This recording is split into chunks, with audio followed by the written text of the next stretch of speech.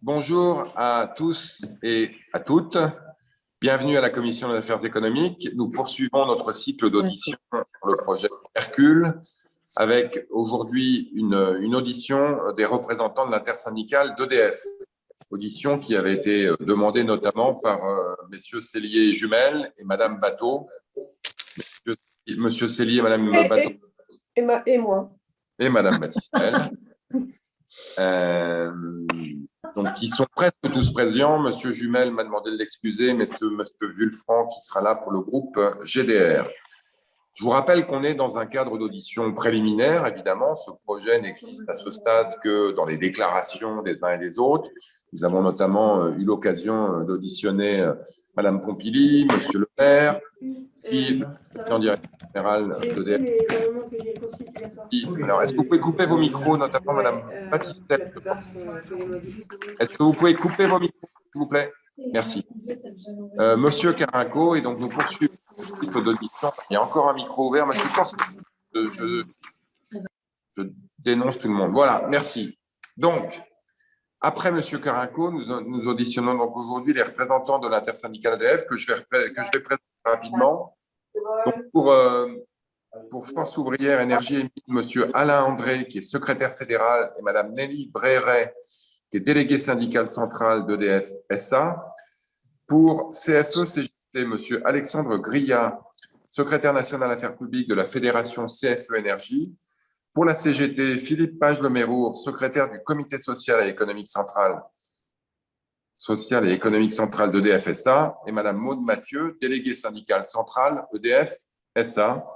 Et pour la CFDT, Sylvain Badinier, délégué fédéral, et Éric Lemoine, coordonnateur groupe EDF.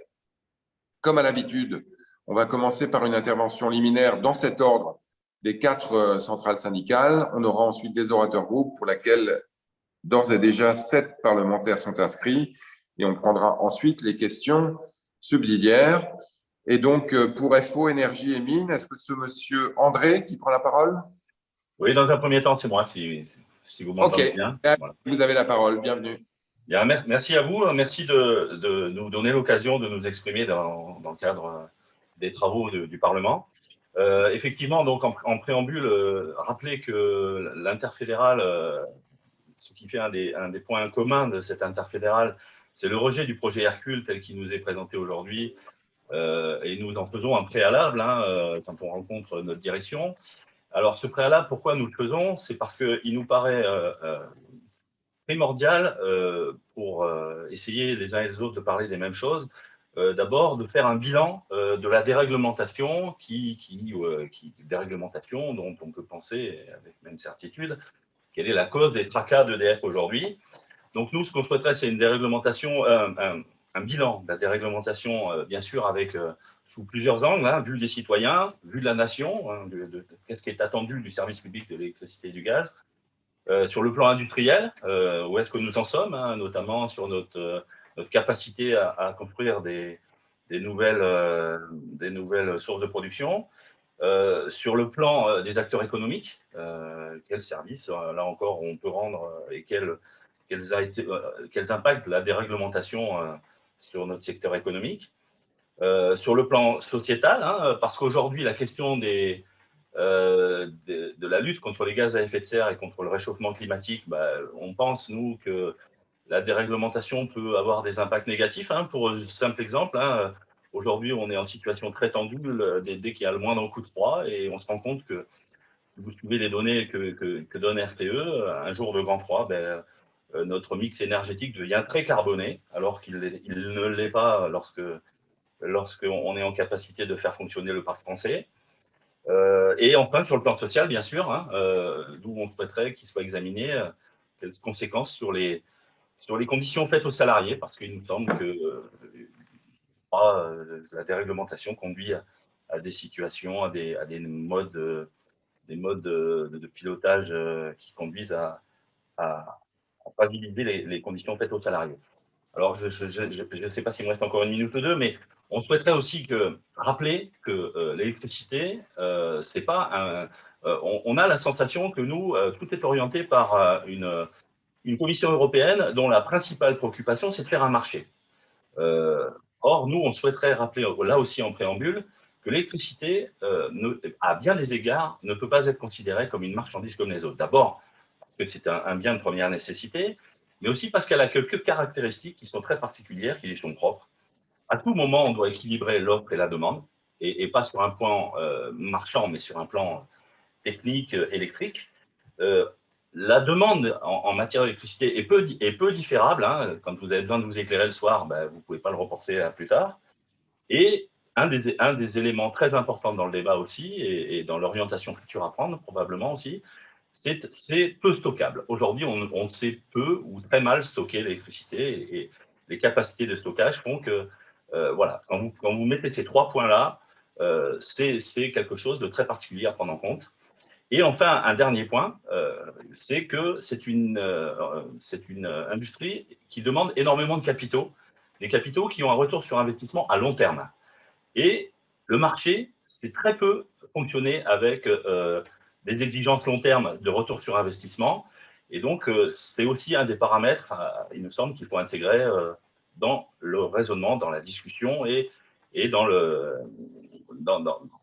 l'organisation de notre secteur.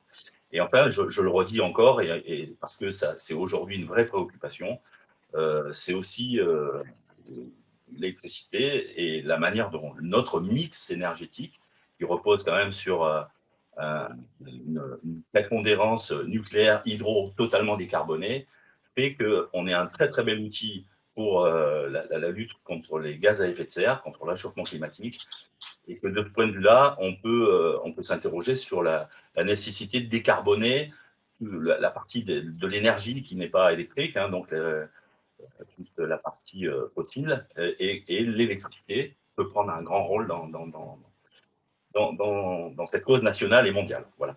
Je pense que j'ai utilisé mon temps de parole. Merci à vous. Merci à vous. On a ensuite pour la CFE-CGC Alexandre Grillat, monsieur le secrétaire national, vous avez la parole. Oui, merci Monsieur le Président, j'espère que vous m'entendez bien. Très bien. Parfait. Bon, juste en propos liminaire, je souhaite insister sur 2 problèmes fondamentaux auxquels le groupe EDF est confronté depuis plusieurs années et qui doivent nous mobiliser. C'est d'abord un problème de sous-rémunération qui a été accentué par la mise en œuvre de l'Arenh par la loi NOM en 2010. Et selon nous, c'est le premier problème à régler, c'est ce problème de sous-rémunération. Et d'ailleurs, le président de la CRE que vous avez dessiné la semaine dernière en a convenu, quand bien même il est quelque part le père génétique de l'Arenh, puisqu'il était directeur de cabinet au ministère de l'Environnement lorsque l'Arenh a été préfigurée. Le deuxième problème fondamental d'EDF, c'est sa sous-capitalisation.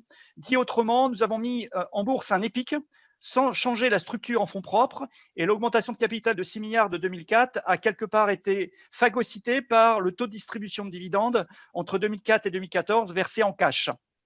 Donc ça, c'est le deuxième problème fondamental, et je pense qu'avant de réfléchir à l'avenir d'EDF, il faut partager ce diagnostic sur la sous-rémunération et la sous-capitalisation. Deuxième point, venons-en à Hercule. De notre point de vue, le projet Hercule, qui est le projet de réorganisation en 2 mondes, bleu et vert, pose 2 problèmes fondamentaux. Le premier, c'est que le projet Hercule, qui est négocié à la Commission européenne, consiste à aller chercher une régulation envers un objet, l'entité bleue, qui est une maison mère et qui n'est pas un objet défini, déterminé, auditable et transparent, et que de notre point de vue, le fait d'aller chercher une régulation du nucléaire qui bénéficierait à une maison mère pose un problème fondamental en termes de droit européen et en termes d'article 107 et des traités européens. Dit autrement, le projet Hercule, organisé selon les modalités bleu et vert, conduit de facto à la désintégration du fait de la coexistence au sein de l'entité bleue d'une multitude d'activités qui ne seraient pas régulées, et de la coexistence au sein du groupe d'une entité bleue et d'une entité verte, la maison mère étant régulée. Et c'est le fait d'aller chercher une régulation pour la maison mère qui, de notre point de vue, est un problème fondamental du projet Hercule et qui explique pourquoi ça coince au niveau de la DGCOMP. Deuxième point fondamental sur le projet Hercule, c'est la boîte verte, qui est la deuxième entité.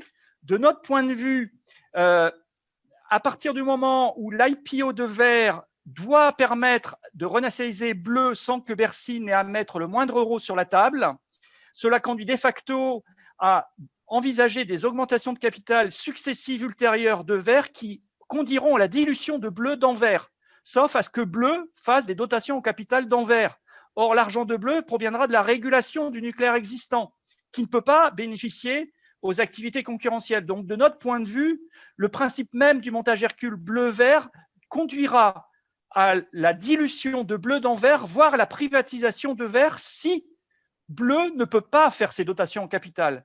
Et donc se pose la question de la privatisation des entités de vert que sont SEI et Enedis. De ce fait, il faut que nous ayons pleinement conscience que les problèmes fondamentaux auxquels nous sommes confrontés, c'est le financement des infrastructures électriques dans leur diversité dans les prochaines décennies et que se pose la question, est-ce qu'il vaut mieux envisager un WACC public ou un WACC privé pour le financement de ces infrastructures?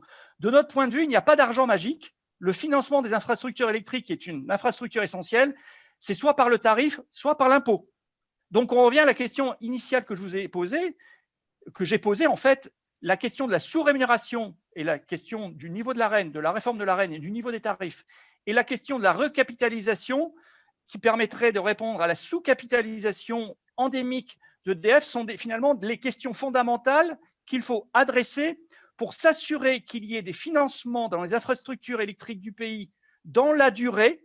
Et ce financement, à moindre coût, impose d'avoir un débat ouvert sur les modalités de financement de la transition énergétique et de son volet électrique.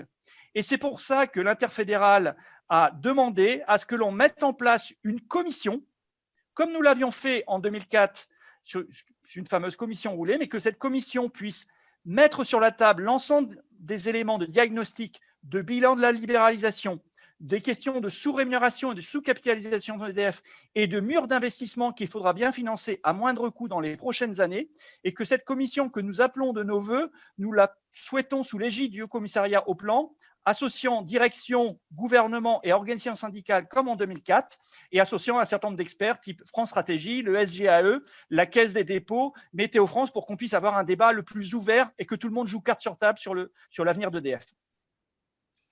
Merci. Je vous confirme que l'Arenh a fait l'objet de nombreuses discussions au sein de cette commission, à la fois au moment de l'examen du projet de loi énergie-climat et des auditions récentes. Pour la CGT, M. Page-Leméro. Monsieur Grial, vous demandez de couper votre micro. Oui. Merci. C'est ma camarade Maude Mathieu qui va vous présenter avec le brio auquel s'attachent nos propositions liminaires, s'il vous plaît. Très bien, Madame Mathieu, c'est à vous. D'accord, merci bien. Alors, Monsieur le Président de la Commission, Mesdames et Messieurs les députés, la FNME-CGT est engagée depuis plusieurs années sur un travail de fond concernant le secteur de l'énergie et son évolution. Durant presque 2 ans, c'est au travers d'une interfédérale soudée et des luttes historiques des travailleurs du secteur que nous dénonçons ce projet de casse du service public de l'électricité. Nous réclamons donc en premier lieu un véritable bilan de la déréglementation de ce secteur afin de déterminer sur des bases factuelles ce qui est bénéfique ou non pour la nation. Sous couvert de directives européennes, l'État français a déjà bien entamé la désintégration d'EDF qui est en EPIC depuis 1946 pour être transformée en société anonyme à capital ouvert en 2004. EDF a su, depuis sa naissance il y a 75 ans et surtout lorsque c'était un EPIC, répondre à tous les défis et les enjeux qui soient industriels, climatiques par exemple avec les tempêtes et les épisodes neigeux, les canicules et inondations, mais aussi sanitaires pendant la pandémie que nous traversons et où la continuité de fourniture est d'autant plus vitale. Il y a eu 50 années durant lesquelles le gaz et l'électricité ont été gérés par un service public qui les considérait comme un bien commun, et 25 ans durant lesquels ils ont été tenus pour des marchandises comme les autres. Quelle période a été la plus favorable pour les salariés et pour les usagers? Au vu de la hausse sans fin des prix de l'énergie, alors même que l'ouverture à concurrence était censée les faire diminuer, le bilan est clair. 60% d'augmentation des factures d'électricité depuis 2004, date du passage d'EDF en SA, alors que jamais avant cette date, le coût de l'électricité n'avait dépassé l'inflation. En tant que représentant de la nation, vous avez les prérogatives et la responsabilité de l'avenir de l'entreprise de service public de l'électricité EDF, l'État étant l'actionnaire majoritaire. Vous avez pu entendre le PDG d'EDF et avant lui les ministres de l'économie et de la transition écologique. Merci de nous écouter, nous, les représentants du personnel. Le dépeçage progressif de l'entreprise, qui s'est accéléré depuis 2004, ne l'a pas rendue plus compétitive. La preuve avec des aberrations structurelles qui mettent en réelle difficulté le fonctionnement d'EDF. Demain, si le projet Hercule voyait le jour, ce serait une accélération de ces processus et une réaffirmation incompréhensible de la notion de marché. Cette idée a germé depuis déjà quelques années sous l'impulsion des banques d'affaires et des fonds d'investissement qui ont immédiatement compris l'intérêt à investir dans une verdoyante économie énergétique libérale baignée par de nombreuses subventions publiques. De plus, la période est idéale pour un nouveau plan de privatisation avec la fin des investissements lourds, des grands chantiers tels que Flamanville 3, HPC, Linky, qui vont commencer à rapporter et des perspectives de croissance de l'électricité incommensurables. Concernant les ENR, si depuis des années la FNME-CGT porte le mix énergétique, notre approche intègre les ENR intermittentes dans un ensemble de moyens industriels de production, les uns planifiés et implantés en cohérence avec les autres. Or, actuellement, nous sentons bien ce vif intérêt pour les ENR, mais dans un cadre purement financier, sans considération technique ni écologique. Notez d'ailleurs que EDF veut se séparer de Photowatt, qui propose pourtant le développement d'un produit au plus faible impact environnemental et constitue la seule production sur le territoire national. Décidément, la stratégie adoptée n'est pas une contradiction près. Mais le développement des ENR intermittentes, sans les investissements soutenus des moyens pilotables en capacité de production tels que le nucléaire, l'hydraulique et le thermique, n'a aucun sens et ne peut pas répondre aux besoins de demain. Sous prétexte d'une dette de 42,3 milliards creusée sous la responsabilité de l'État et des dirigeants de l'entreprise, le PDG d'EDF, qui tient sa feuille de route du président de la République, a décidé de démanteler l'entreprise. Parmi les nombreux risques, nous pointons cet éclatement en 3 sociétés distinctes, avec un processus de privatisation multiple à la clé, quoi qu'en disent certains. Cette organisation aura pour conséquence de couper le lien génétique et nécessaire entre la production et la vente d'électricité. Autre danger, la mise en concurrence des moyens de production eux-mêmes, répartis dans ces 3 mêmes sociétés, mettrait à mal leur complémentarité de fonctionnement pourtant indispensable à une optimisation technique et économique. Les beaux discours autour de la notion de groupe intégré du PDG ne doivent pas berner les représentants de la nation. Ce projet de démantèlement, dont les arguments ont d'ailleurs tendance à évoluer en fonction des doutes émis par les contradicteurs ou des négociations avec la Commission européenne, ne répond en rien aux missions premières d'EDF. La direction d'EDF affirme trouver des solutions sans avoir le diagnostic que doit fournir le bilan de la déréglementation et en restant dans sa logique figée de plaire aux seules agences de notation financière, alors que le problème est politique par sa dimension sociale, industrielle et environnementale que porte le secteur de l'énergie. Notons que l'équation comporte toujours 2 inconnus. En 10 ans, quel est le bilan de la loi NOM pour EDF? Combien rapporterait l'ouverture du capital d'EDF Vert? Il y a fort à parier que cette solution quasi divine Hercule soit mise en avant pour exécuter un détournement de l'objet social d'EDF. EDF n'a pas vocation à faire du business international opportuniste à base de NR. Produire, transporter, distribuer et vendre de l'électricité partout en France, pour tous, par tous les temps au même prix, le plus bas possible 24 heures sur 24, 7 jours sur 7, toute l'année, avec une qualité optimale. Voilà la définition de notre service public de l'électricité. Et aujourd'hui, face aux difficultés économiques, industrielles, financières, sociales et sanitaires, les choix politico-financiers faits depuis de nombreuses années doivent être mis en cause. Le sens de l'intérêt général, avec des planifications stratégiques de long terme dignes de ce nom, doivent voir le jour urgemment. L'électricité ne peut pas être considérée comme une marchandise, c'est un bien vital pour toute la population et pour l'économie en France et ailleurs. L'exemple récent du Texas, avec des pertes de vie humaines et de l'envolée du marché des factures sur un simple épisode de grand froid, doit d'ailleurs nous faire réagir. Pour la FNME-CGT, il est primordial et urgent de sortir l'électricité du carcan des marchés. EDF doit être une entreprise intégrée, seule forme possible pour répondre aux défis de demain. EDF doit revenir en EPIC sous l'égide unique de la nation pour répondre aux besoins de tous les usagers dans l'intérêt général. C'est un gage d'efficacité incontournable à nos yeux.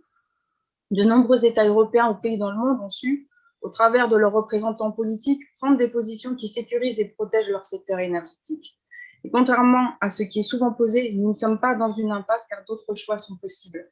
C'est dans cet esprit que la FNME-CGT a construit le programme progressif de l'énergie qu'elle diffuse actuellement dans le pays et qui reçoit un accueil très favorable dans la population. Bon nombre d'entre vous en ont connaissance. Je vous remercie de votre attention. Merci à vous. Et pour terminer ce premier tour de table, pour la CFDT, M. Badinier. Ici, Monsieur Lemoine, je vais commencer peut-être. Ah, Monsieur Lemoine, pardon, allez-y. D'accord.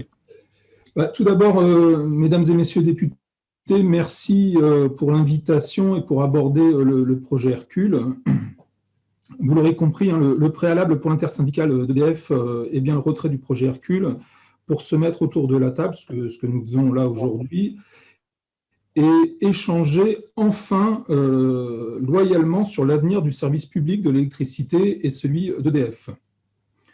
Quand on parle d'échanger, c'est effectivement, ça a été dit, la mise en place d'une commission, de faire un bilan complet de l'ouverture à la concurrence, avec déjà un premier constat, hein, c'est que l'ouverture à la concurrence n'a pas profité aux consommateurs, n'a pas fait baisser les prix, bien au contraire, les prix ont augmenté. On est tous d'accord pour dire que l'électricité est non seulement un bien commun, mais bel et bien un produit de première nécessité. Et nous parlons en réalité juste de l'indépendance énergétique de la France et de sa souveraineté. EDF est du domaine public et évidemment doit le rester. Vous m'entendez? Oui, oui, parfait. D'accord.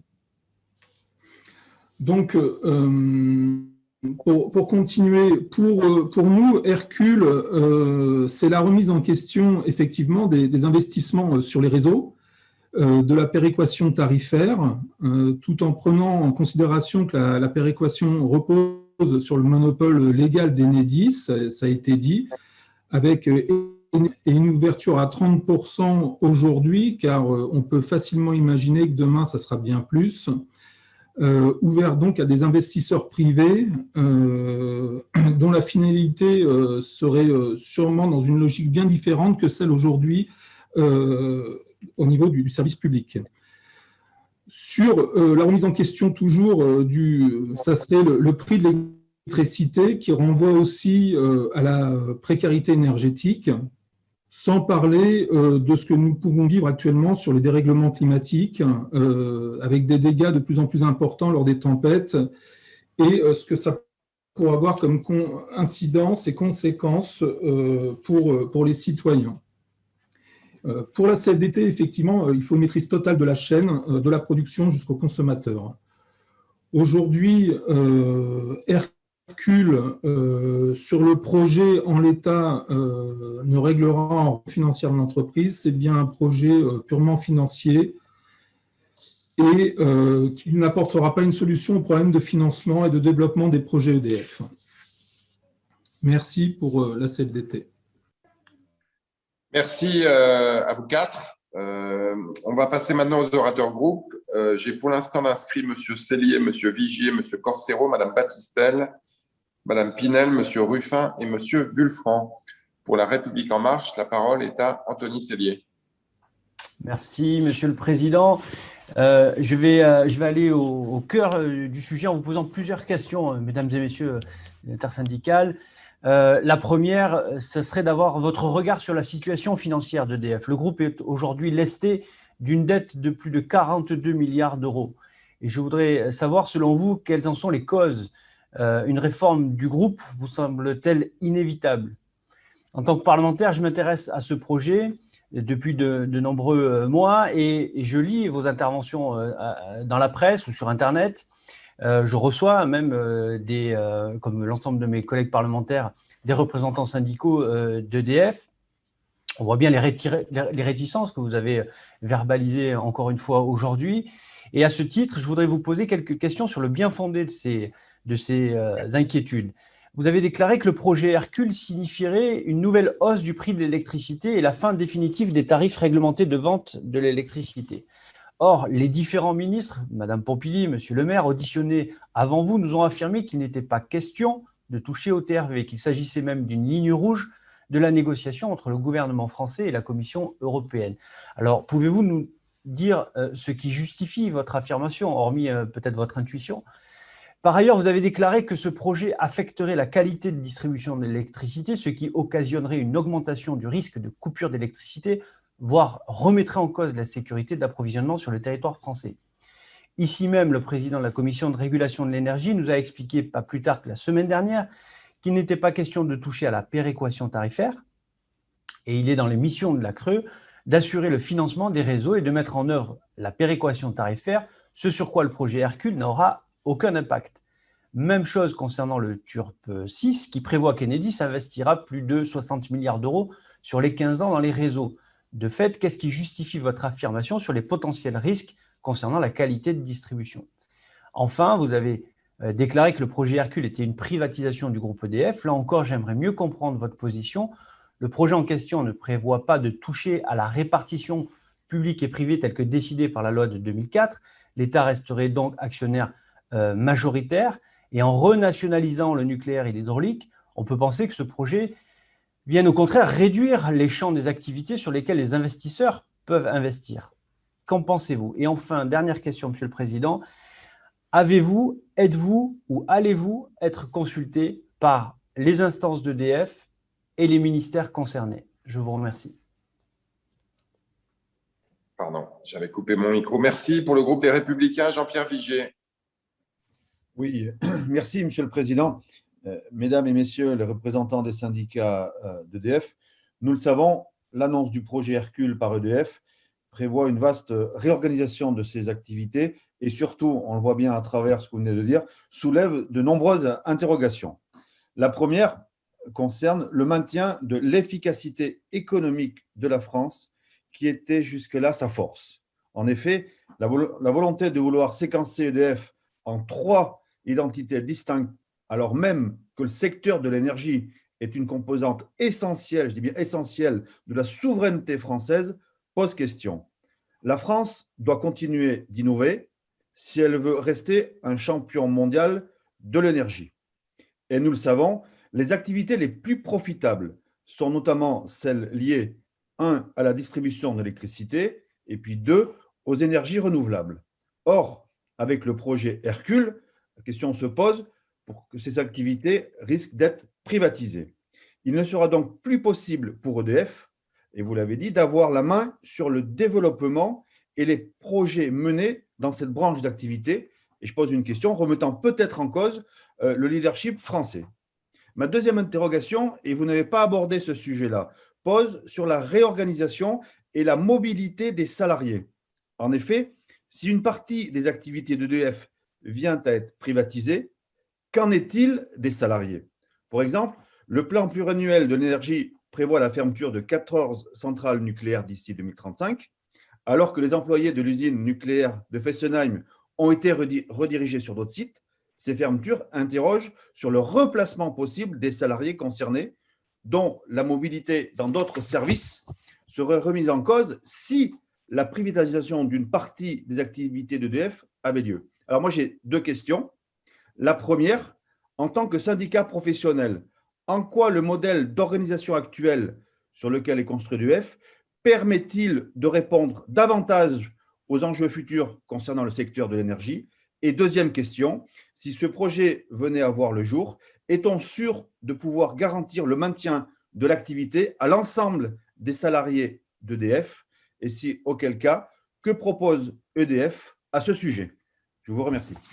Merci. Pour le MODEM, David Corsero.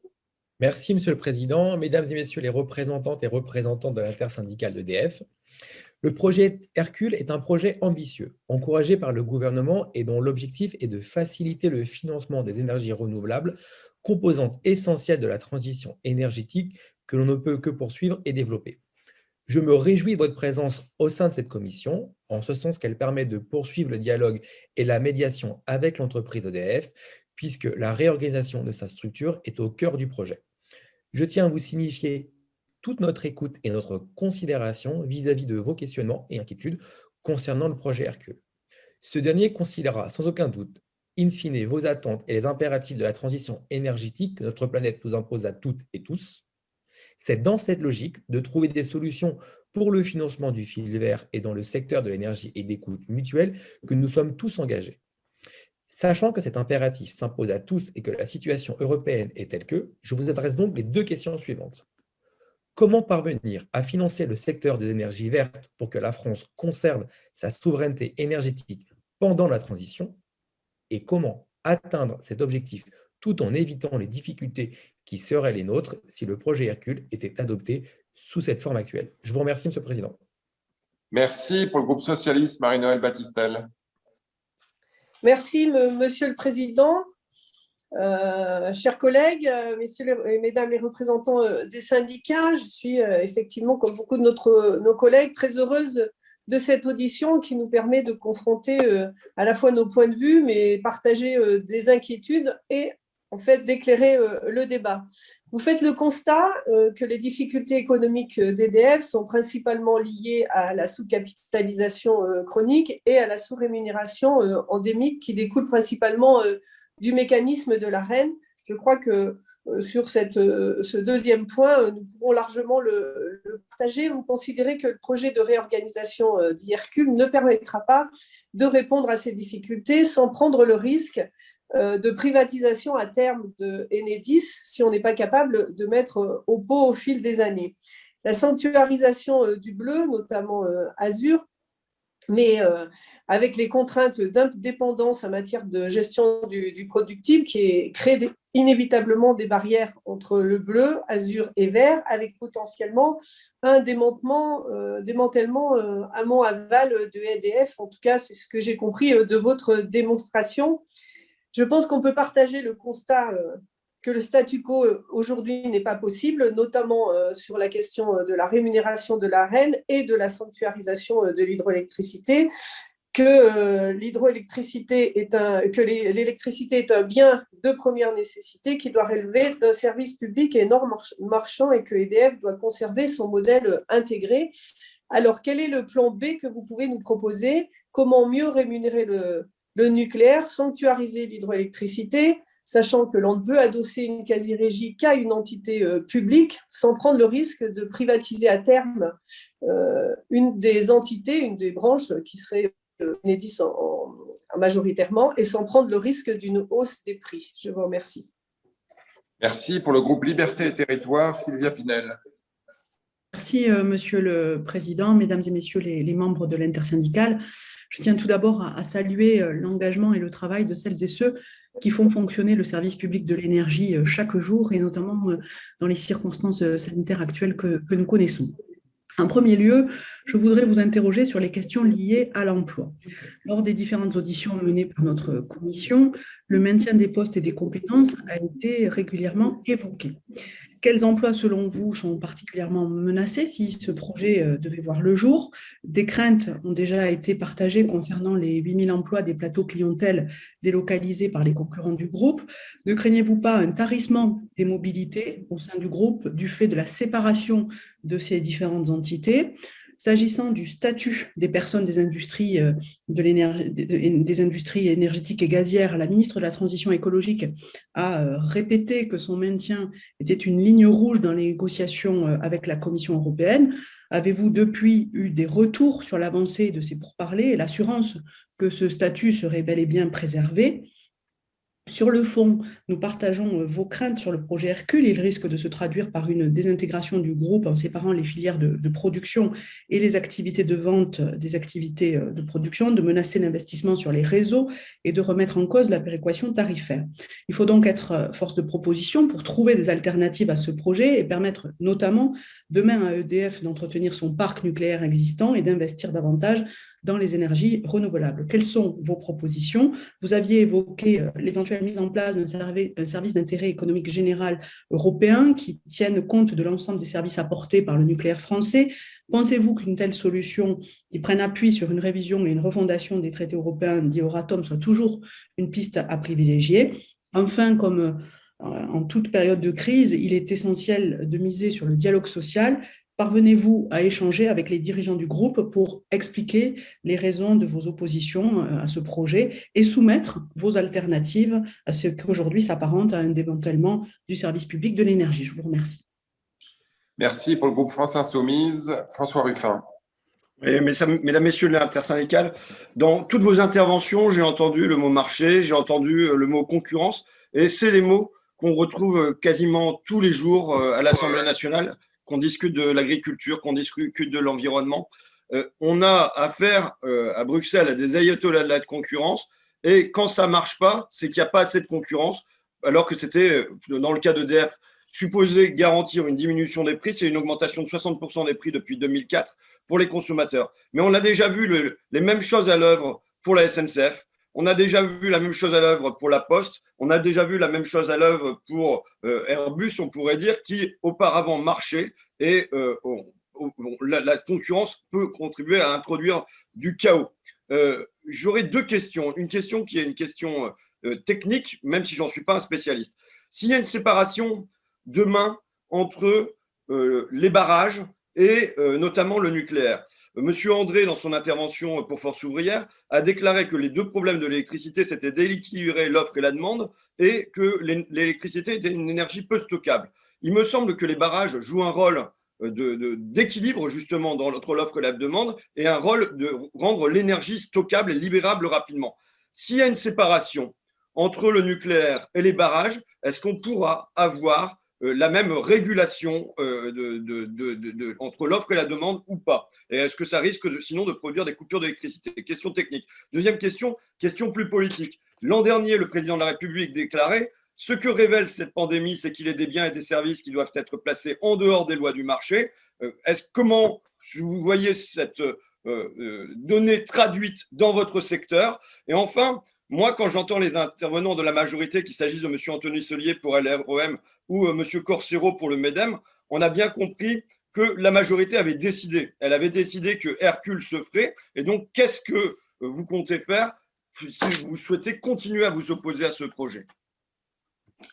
Merci. Et pour terminer cette première série, pour le groupe GDR, Hubert Wulfranc.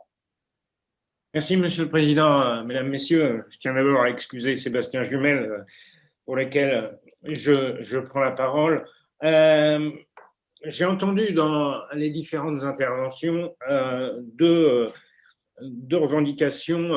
D'abord, le rejet préalable de ce projet Hercule, rejet préalable qui devrait, selon les représentants syndicaux, ouvrir droit à un bilan approfondie de la dérégulation du marché de la production énergétique et de sa distribution depuis la libéralisation de 2004. À ce jour, et c'est ma première question, qu'en est-il des résultats de vos interpellations auprès des pouvoirs publics, auprès du gouvernement, auprès de la direction, afin que puisse s'ouvrir sur le fond cet examen de plus de 15 ans de dérégulation du service public de l'énergie.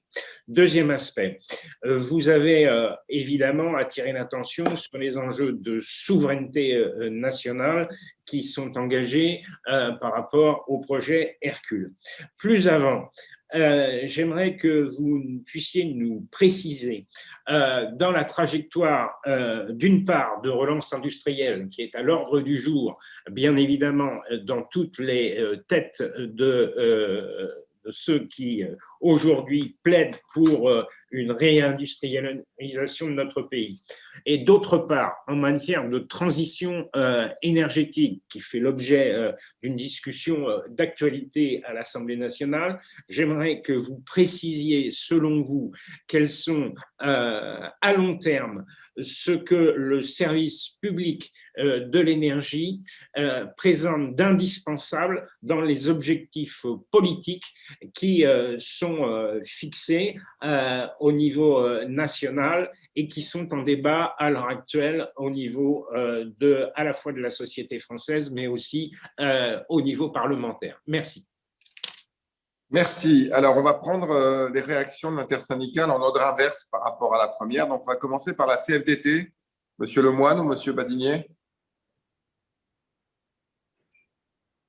Donc, c'est Monsieur Badinier qui va intervenir. Vous m'entendez? Oui, très bien. Très bien. OK, très bien. En tout cas, merci de l'intérêt que vous présentez à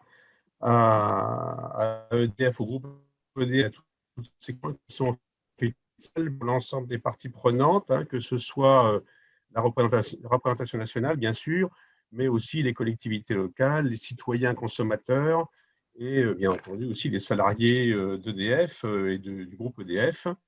Bon, je vais peut-être pas forcément reprendre toutes les questions les unes parce qu'il y en a beaucoup, mais je vais peut-être éclairer plusieurs aspects. Le premier qui répond à un certain nombre d'interrogations de votre part, qui concerne un petit peu le dialogue social, la consultation, etc. Je crois qu'on a, dans cette affaire, on a plusieurs problèmes, mais l'un d'entre eux, c'est qu'il n'y a pas de dossier sur la table. Hein. Je ne sais pas si vous en avez vu un, moi j'en ai. On dure de l'oralité. Alors c'est très bien, mais à un moment donné, le diable se situe dans les détails. Donc les promesses, les intentions qui sont déclarées ne seront peut-être pas forcément celles qui seront réalisées. Donc consultation, non, on a quelques échanges avec le président Lévy rapproché, pas parler d'une consultation à partir d'un dossier, à partir de détails, etc. Or, c'est un des gros problèmes.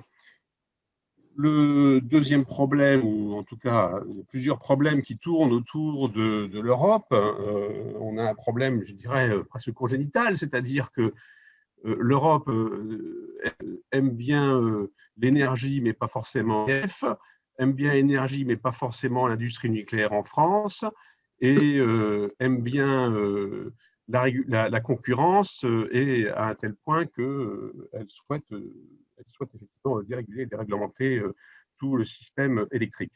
L'électricité, c'est bien un système, hein, sa production jusqu'au client final.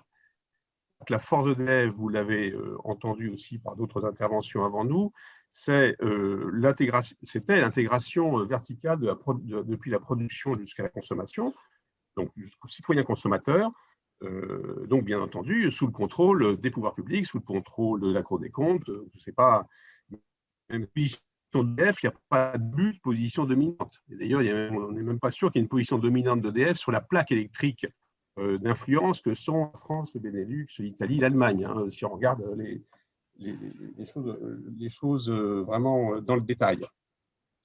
Après, sur la question de la régulation, la France a su faire une régulation en séparant le distributeur, en séparant en tout cas sur le plan de la distribution, hein, pas forcément sur le plan plastique, mais avec un contrôle de la part du régulateur national qui est la CRE. Donc, dans réponse à l'inquiétude peut-être de l'Europe des subventions, des aides publiques d'État qui pourraient profiter plus à EDF qu'ailleurs, ça, on sait faire. Et on peut avoir un système où la rémunération du producteur qu'est EDF soit fair, comme on dit chez les anglo-saxons, c'est-à-dire équitable, alors qu'aujourd'hui, à 42 € du mégawattheure au prix de l'Arenh, qui en fait flèche l'ensemble du prix de la production nucléaire, il faut bien se le dire, parce que quand on a la production qui a un prix pratiquement cher, sont influencés. Donc, on n'est pas sur un prix qui n'a pas évolué, mais je ne vais pas m'atteindre là-dessus parce que vous l'avez vu dans d'autres auditions. On n'est pas sur un prix équitable qui permet le développement de l'industrie nucléaire. Je rappelle que l'horizon 2050 pour le carbone, on voit mal comment on peut le faire sans une industrie nucléaire française, enfin pour ce qui concerne la France, donc décarbonée. Hein, l'ensemble de la production d'EDF est pratiquement totalement décarbonée, puisque c'est un autre sujet, mais on ferme les centrales à charbon, donc on a nucléaire, hydraulique et du renouvelable.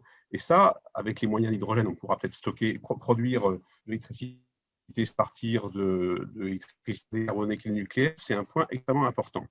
EDF, c'est aussi 15 milliards d'investissements, et l'industrie nucléaire, c'est 220 000 emplois délocalisés. Donc, ne pas avoir un dossier concret sur l'évolution d'EDF, compte tenu des enjeux qui existent, ça nous paraît extrêmement problématique.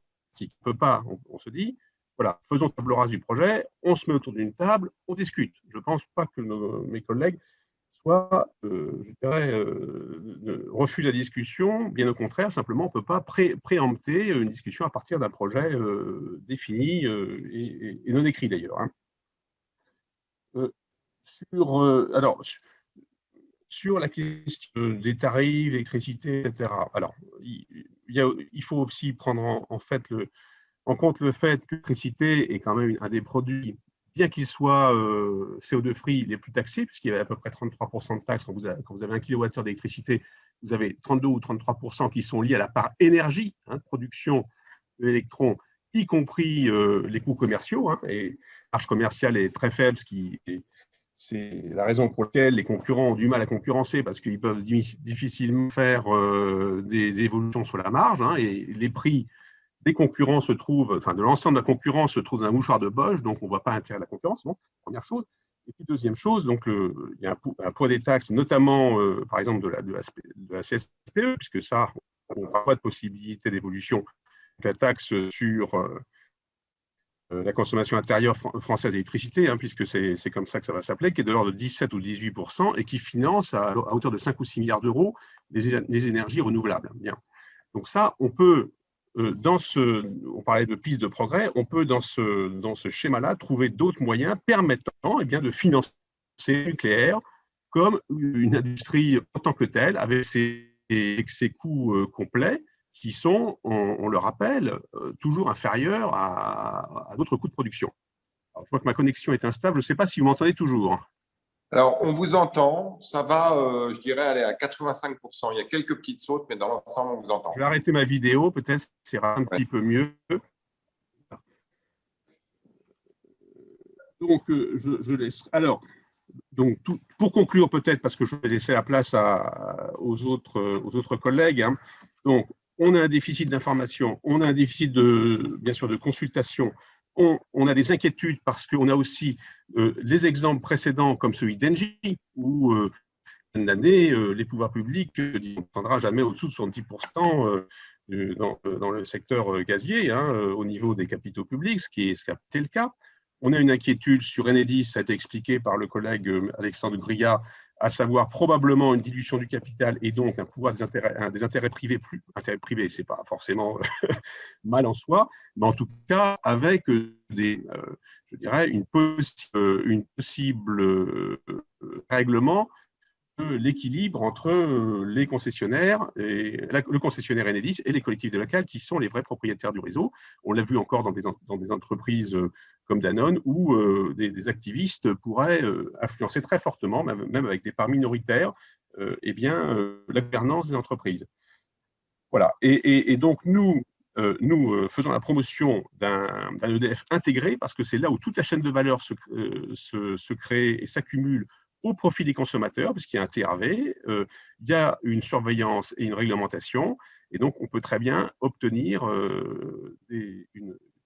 un très bon rendement au profit des citoyens consommateurs, tout en respectant les équilibres de la concurrence.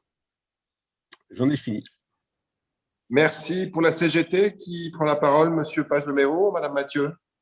Oui, Monsieur le Président. Allez-y. Je vais essayer de m'y coller avec les nombreuses questions, mais en essayant de synthétiser et de brosser un peu le paysage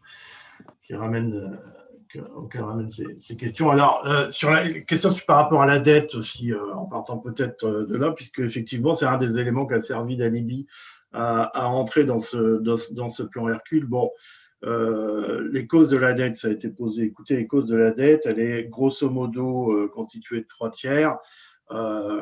Sur ces un peu plus de 40 milliards d'euros aujourd'hui.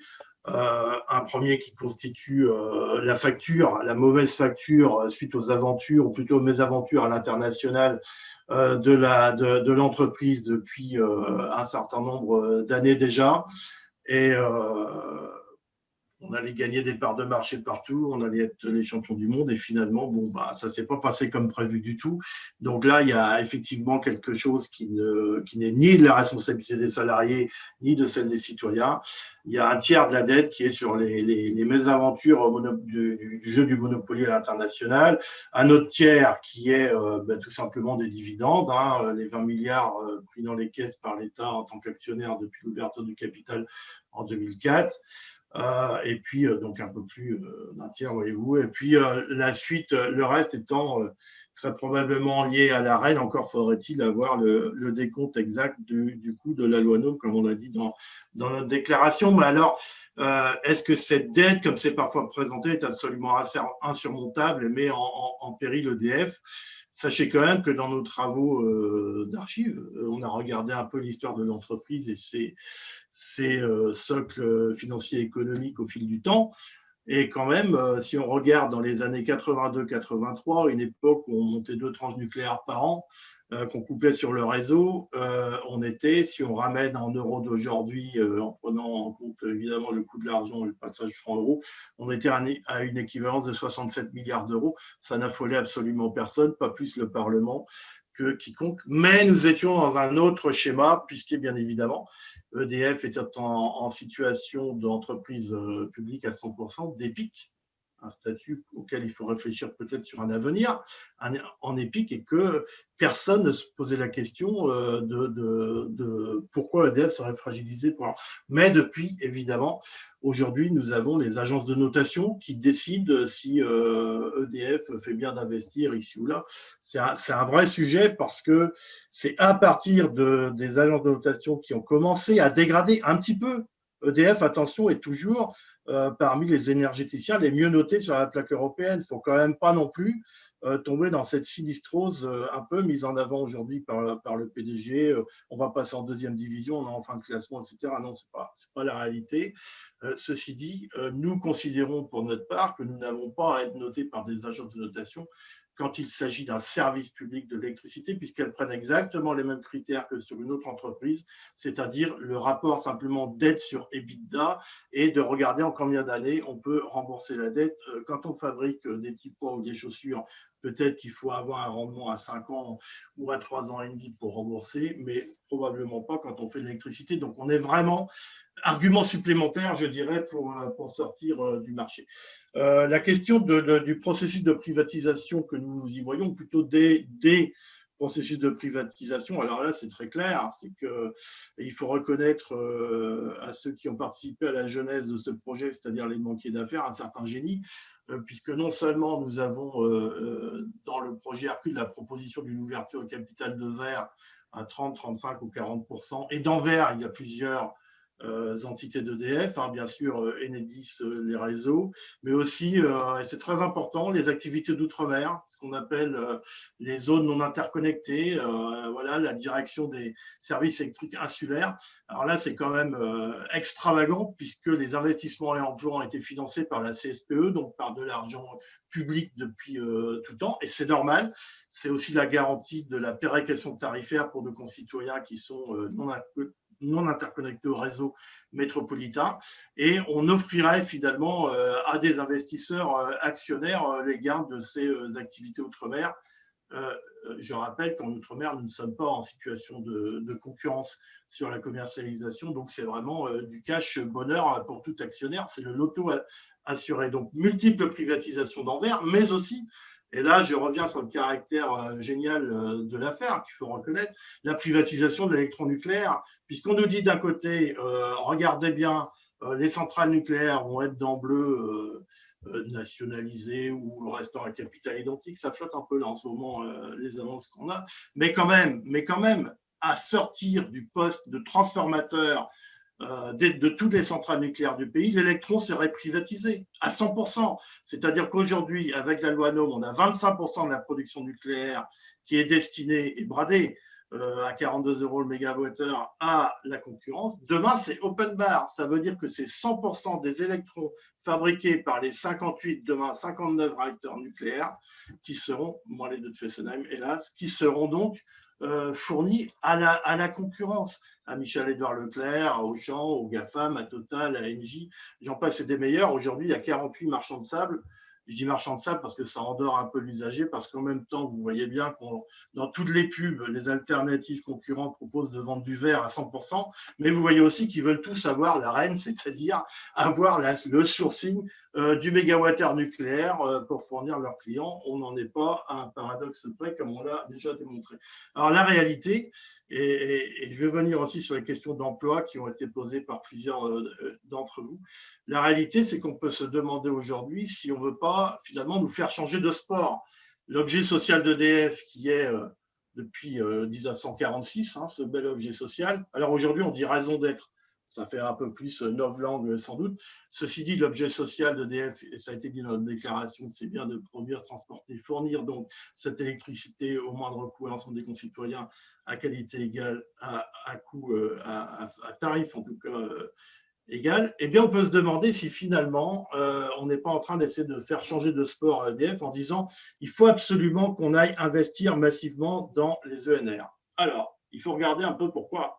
Bon, déjà, sur la France, nous avons une chance incroyable par rapport aux pays voisins et même à beaucoup de pays, c'est que nous avons une production électrique très, très décarbonée à partir du socle que nous avons, c'est-à-dire nucléaire et hydraulique, les deux socles massifs pilotables. Donc, on peut se poser la question, pourquoi aller autant investir là-dedans? Alors, il faut regarder très bien les choses.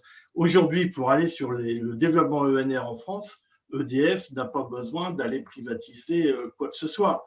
Sur l'éolien terrestre, les choses se font plus ou moins, mais on l'a vu d'ailleurs avec plusieurs prises de position dernièrement, ça commence à être saturé un peu partout, hein, que ce soit de Montpellier ou des Hauts-de-France, il y a plus grand monde qui veut de l'éolien terrestre. Alors, il reste le photovoltaïque, évidemment, mais EDF est engagé déjà dans un plan solaire. Et là, le problème n'est pas financier, le problème, c'est gagner les appels d'offres de la CRE et c'est ensuite d'avoir du foncier pour faire ces fameux champs de photovoltaïque. Et enfin, il y a l'éolien offshore, mais sur l'éolien offshore, avec les quelques parcs attribués, là aussi, le montage financier est tel que c'est complètement dérisqué et que donc ça ne vient absolument pas endetter les comptes consolidés de l'entreprise.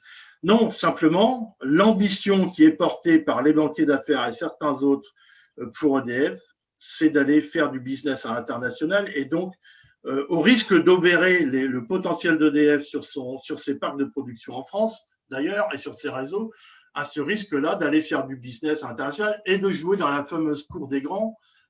Les Échos publiaient ces jours passés la liste des 10 grands qui font finalement le business des ENR à l'international.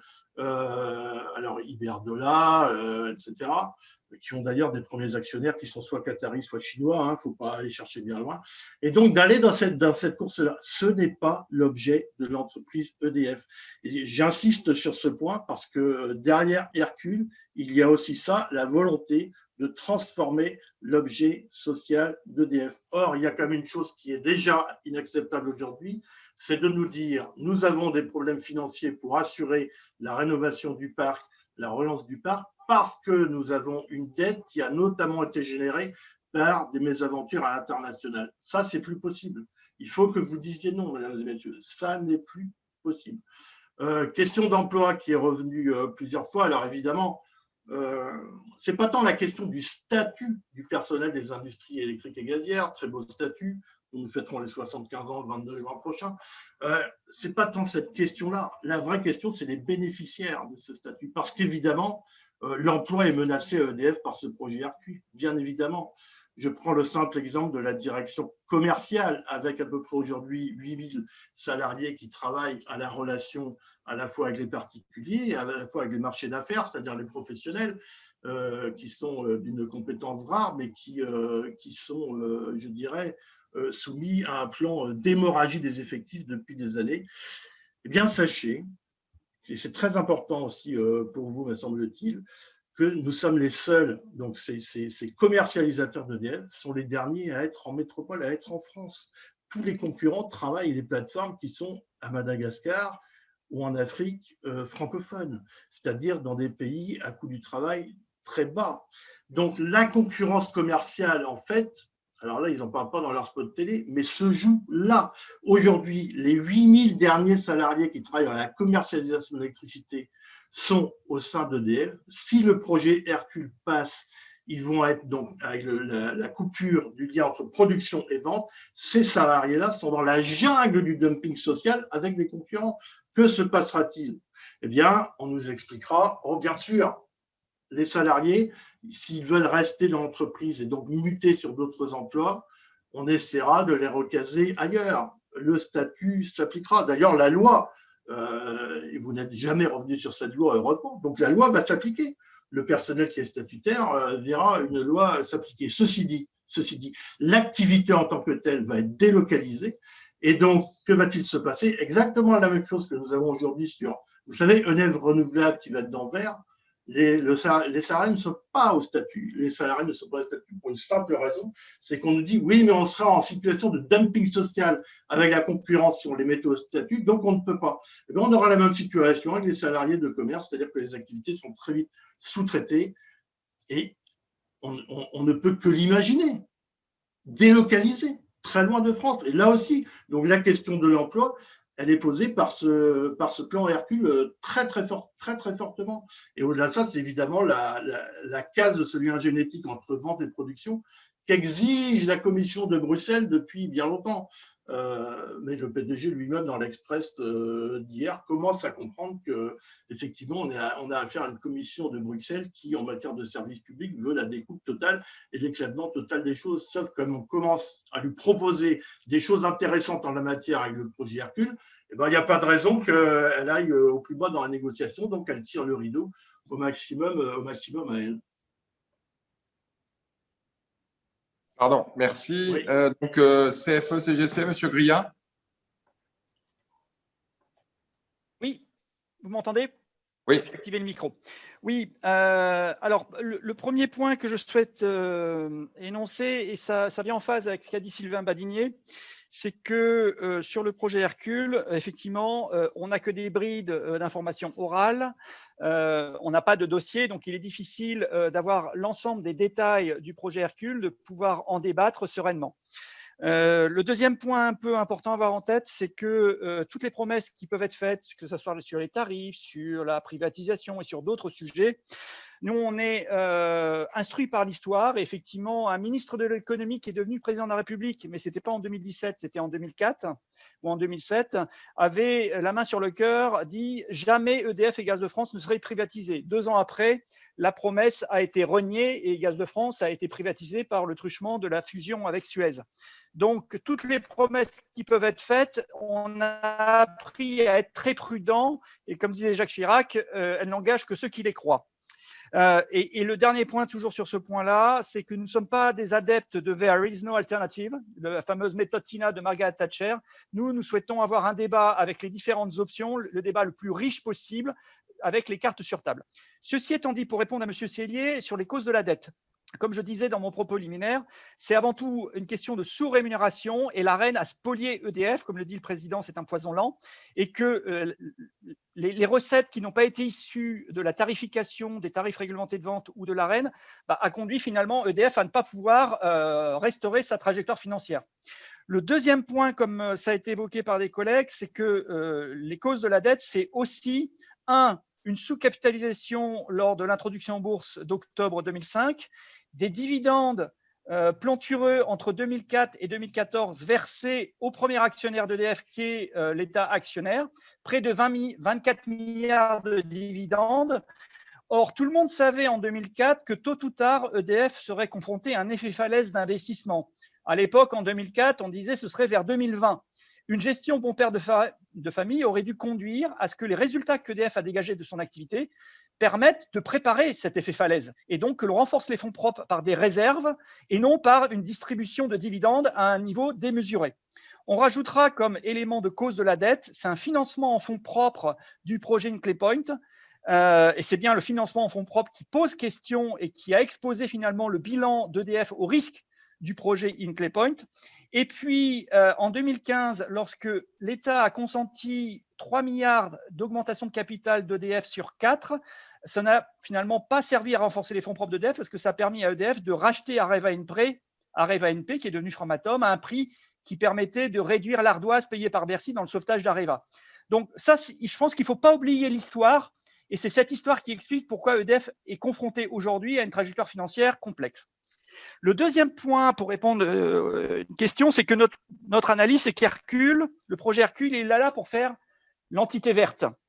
Et que, comme je le disais dans mon propos liminaire, il y a un hiatus autour de la création de la boîte verte.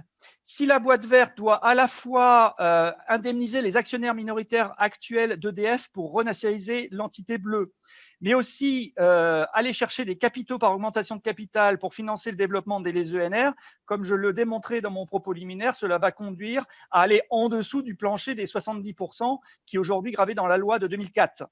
et que si on va en dessous de 70, on va en dessous de 50 pour faire 100 gigawatts d'ENR en 2030, comme le président d'EDF en a l'ambition, eh ben, de facto, on risque d'aller en dessous de 50, si bien sûr Bleu n'est pas capable de doter en capital de manière concomitante Vert.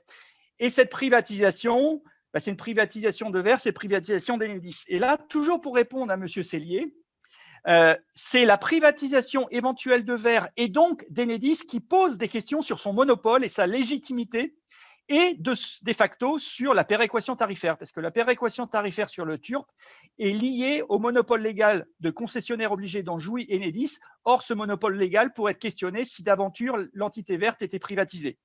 Et toujours pour répondre à M. Sellier, si Enedis fait partie d'une entité à terme privatisée, c'est-à-dire Vert, il y aura une pression croissante et constante sur les OPEX et sur les dividendes et les résultats pour permettre de rémunérer le WACC privé de Vert. Or, la pression sur les OPEX aura un impact direct sur la qualité du service public. Donc ça, c'est pour répondre aux questions de M. Sellier. Alors, a été posée la question d'un plan B. Nous, notre conviction à la CFE, c'est que la CRE est d'accord pour que le prix du nucléaire régulé, qui est aujourd'hui sous forme d'Arenh, soit à 48.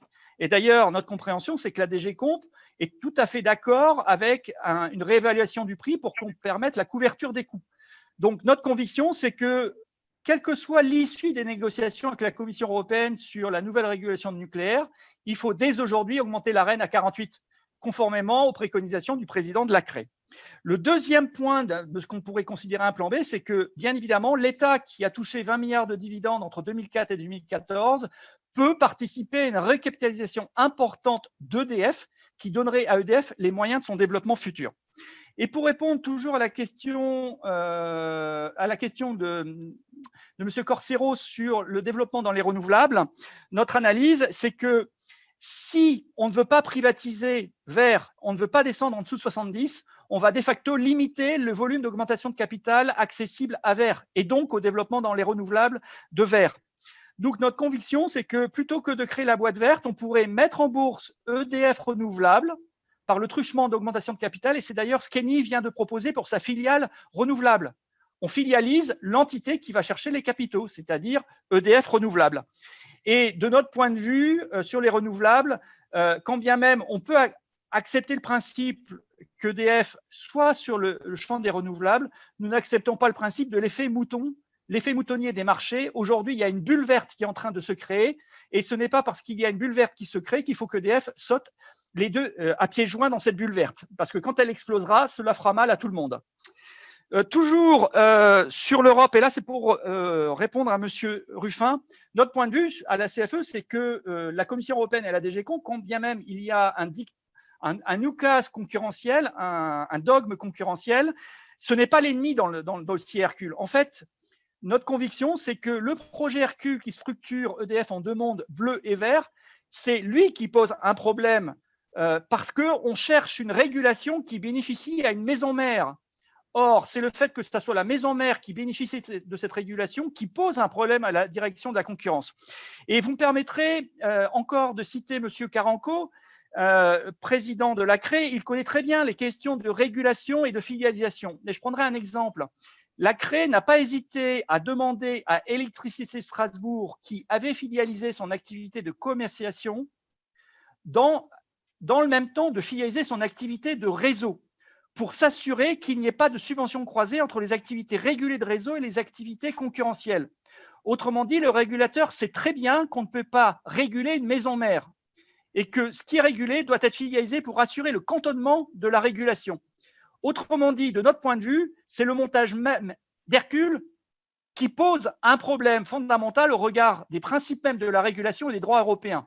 Donc, c'est pour ça que nous considérons que le projet Hercule est un mauvais projet parce qu'il ne répond pas aux vraies questions du groupe EDF, voire constitue une mauvaise réponse. Et puis, je rajouterai deux derniers points. Sur l'hydraulique, nous acceptons que la quasi-régie puisse constituer une solution. Nous ne sommes pas persuadés que ça soit la seule, mais ça peut constituer une solution. Mais pour mettre en œuvre cette solution qui évite la mise en concurrence des concessions hydroélectriques, cela doit conduire à, que la maison mère de l'entité quasi-régie, c'est-à-dire Azur, soit 100% publique. Donc, ça pose la question de la renationalisation de la maison mère. EDF et pas bleu. Et ça pose aussi la question de l'indemnisation d'EDF pour ses concessions non échues. Autrement dit, la mise en œuvre de la quasi-régie pose la question de ce que l'État est prêt à mettre à la fois pour renationaliser EDF ou pour indemniser EDF. Donc, tôt ou tard, il faut que quelqu'un paye la mise en œuvre de la quasi-régie. Or, si on en est là, c'est parce que l'État, lors du passage d'EPIC en SA, n'a pas transféré la propriété des ouvrages à EDF et a laissé le cadre concessif s'appliquer. Et l'État n'a pas bataillé en 2004 contre la directive concession qui conduit à une mise en concurrence. Autrement dit, nous considérons que l'État doit aussi assumer sa part de responsabilité dans le traitement de la question des concessions. Enfin, pour répondre à Madame Pinel, oui, tout à fait, nous considérons que le principe d'un SIEG européen du fait de deux arguments. Le premier qui est la stabilité des systèmes électriques qui va être de plus en plus compliqué avec le retrait progressif des moyens pilotables en Belgique et en Allemagne, ceci d'ici 2030, premier argument. Deuxième argument, c'est effectivement fournir à l'Europe une électricité bas carbone et donc permettre de répondre à l'objectif du Green Deal qui est la neutralité carbone en 2050 de l'Union européenne. Pour ces deux raisons, nous considérons que le nucléaire, et notamment le nucléaire français, peut constituer un SIEG européen. Donc je pense que c'est une bataille que la France doit mener, et elle doit d'autant plus la mener que la France va assurer la présidence de l'Union européenne à partir du 1er janvier 2022. Donc plutôt que de faire Hercule et de prendre le risque de privatiser Vert, il vaudrait mieux que la France mène le combat du SIEG européen en matière nucléaire pour contourner les problématiques aujourd'hui posées par l'exclusion du nucléaire de la taxonomie. Voilà pour répondre aux différentes questions de… Merci. Merci. Avant de passer la parole à M. André, donc il y a quelques questions supplémentaires. Donc, mesdames et messieurs, je vous ai dit qu'on terminerait vers 11h, ce sera plutôt vers 11h30. Tout ça dépend évidemment de la durée de vos réponses, mais qui sont extrêmement complètes. Donc, moi, ça me va très bien. Pour FO, et donc pour terminer ce deuxième tour de table, M. André, Mme Brevet. Oui, je vais répondre. Je vais essayer donc de pas faire, de pas trop être redondant hein. Sur la situation financière. Ça a été très bien expliqué par les différents intervenants. Et Hercule, en fait, c'est jamais une solution. Jusqu'à présent, EDF se finançait à partir de ses cessions d'actifs. On a cédé, c'était par la vente de nos actifs qu'on arrivait à se financer. Aujourd'hui, effectivement, il y a un pic d'investissement qui, notamment à travers le grand carénage, hein, qui est vital pour l'outil de production. Aujourd'hui, donc, il faut trouver une source de financement, et cette source de financement, c'est Vert. Hein. La vocation de Vert, c'est être du cash disponible pour cession d'actifs, tout ou partiel, hein, puisque dans la partie, il y a une question sur la privatisation. Effectivement, Bleu ne serait pas privatisé, mais Vert serait privatisé à hauteur de, on nous dit pas plus de 40%, parce que en dessous de 60%, il y aurait une déconsolidation des comptes. Et effectivement, là, du coup, EDF serait complètement désintégré du point de vue comptable. Et la vocation de Vert, c'est une machine à cash et éventuellement une ressource de dividendes. Voilà. Donc, et ce qui, au passage, ne garantit pas non plus, pour répondre à la question des ENR, le modèle des ENR aujourd'hui, et ça serait renforcé probablement si c'était dans Vert, aujourd'hui EDF EN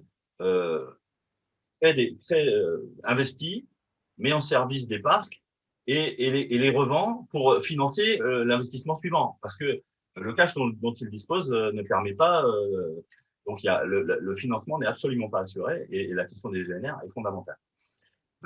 Sur le SIEG, alors on est un petit peu, sur le siège, on n'a pas une position commune, on n'a pas encore vraiment pris le temps d'en discuter entre nous en interfédéral.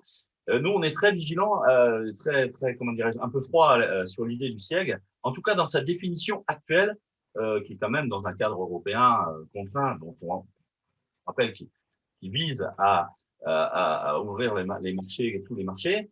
Le siège aujourd'hui, tel qu'il est défini, impose quand même les règles de la concurrence. Donc, en fait, ne pourrait être dans le siège que la partie des activités rattachée à la raison d'être du siège. Donc, effectivement, la sécurité d'approvisionnement et éventuellement la mise à disposition d'une électricité décarbonée. Et donc, ce qui pose la question derrière de toutes les autres parties actuelles du groupe EDF, Et donc, notamment sur la partie commerce, parler de la partie commerce parce que ça fait le lien aussi avec le statut. Sur la partie commerce, on sait que on serait obligé d'appliquer les règles de la concurrence et donc notre propre direction commerce aujourd'hui, qui serait d'Anvers, donc du coup, elle serait obligée d'aller se sourcer, d'aller chercher ces kilowatts au même prix que la concurrence et effectivement avec des règles qui ne sont pas les mêmes que la concurrence. On imagine bien l'effet immédiat que ça peut avoir. Sur la question des tarifs réglementés de vente, alors effectivement, c'est pas Hercule qui porte la destruction des tarifs réglementés de vente, c'est toujours les règles européennes. Les TRV gaz ont disparu et on sait qu'il y a une épée de Damoclès sur les tarifs réglementés de vente et d'électricité, mais c'est une vraie question. Là, c'est fondamental. Tout à l'heure, le camarade de la CGT a évoqué la situation des territoires insulaires. Les tarifs réglementés de vente, c'est un élément indispensable, incontournable de la solidarité républicaine et de ce que doit porter le service public en tout cas tel que nous le concevons et tel que la loi le portait jusqu'à maintenant. Sur la question sur la réorganisation et la mobilité des salariés. Alors, qu'est-ce qu'il faut dire là-dessus? Effectivement, sur le papier, théoriquement, le statut s'applique. On a une forme de contrat de travail qui est un contrat de travail de branche. On peut passer d'une entreprise à une autre. Je m'en doutais, avec les 5 syndicalistes. Et donc… Excusez-moi. Monsieur Potier, votre commentaire. Excusez, voilà, c'est bon. Allez-y, pardon. Et donc, sur la question en théorie, sur le papier, donc, je vous disais, la mobilité est garantie. Sauf qu'on le sait très bien, et c'est déjà visible, par exemple avec RTE, qui mène un peu une vie à part, les mobilités entre les entreprises qui vivent chacun un peu leur vie, elles deviennent un peu théoriques. Encore une fois, il y a la menace sur notamment le commerce d'être dans un système très, très concurrentiel. Donc, la question du statut se posera, mes camarades l'ont développé. Et donc, il y a aussi un autre élément qui nous de ce point de vue-là, assez insupportable, c'est qu'en fait, le nouveau monde de l'énergie, et notamment celui des ENR, les salariés ne sont absolument pas soumis aux règles du statut. Alors, pour les raisons qui ont été évoquées aussi dans une précédente intervention.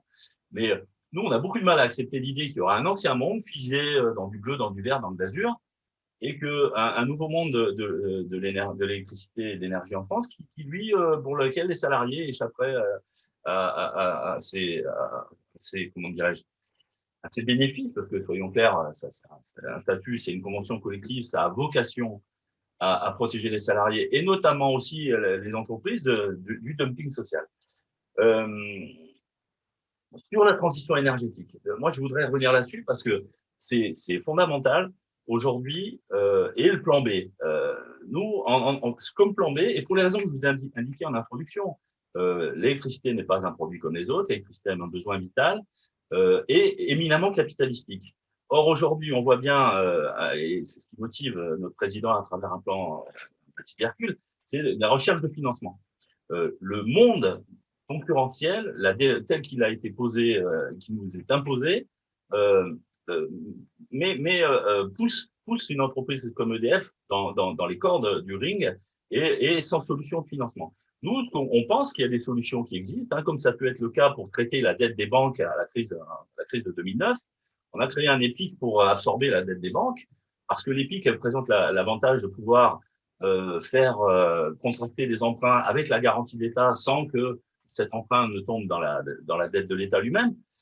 Et donc, on pense que redonner à EDF un statut d'EPIC, c'est le meilleur moyen de permettre les financements, donc de poursuivre dans le développement des énergies décarbonées, et clairement, c'est donc le nucléaire, c'est les ENR, parce que sur le financement des ENR aujourd'hui, à quoi ça correspond le système? On sait pertinemment qu'aujourd'hui, les coûts de production des ENR sont au-dessus des prix du marché, et que donc, on met en place une régulation. Cette régulation, ça n'est ni plus ni moins que le captage de la CSPE, qui est un impôt et qui profite à des intérêts privés. Donc, je pense qu'à un moment donné, effectivement, on peut se poser la question, est-ce que c'est le bon schéma? Est-ce que le plan B, c'est pas le retour à un EPIC dans lequel aussi, de notre point de vue, il faut la question du partage, parce que pour optimiser les ENR, il faut être en capacité de les faire produire. Bon, alors, si on prend le solaire, c'est plus simple à expliquer.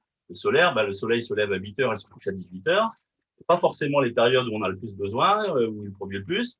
Et donc, pour optimiser les investissements comme le solaire, les ENR, il faut être en mesure de les faire produire au maximum quand eux, ils en ont la possibilité, mais qui ne correspond pas à la demande, donc il faut stocker. Et la question donc du stockage par l'hydrogène est aussi à intégrer dans le raisonnement. Et là encore, ça dépend de ce qu'on veut faire. Est-ce qu'on veut faire un marché ou est-ce qu'on veut être efficace? Est-ce qu'on veut répondre à nos obligations en matière de gaz contre les gaz à effet de serre et le reste? Donc là, le plan B, il est aussi compatible avec la nécessaire transition énergétique. Voilà, je ne serai pas plus long. Merci. Alors, je vais donner la liste, dès que je la retrouve, des intervenants qui ont demandé des questions supplémentaires.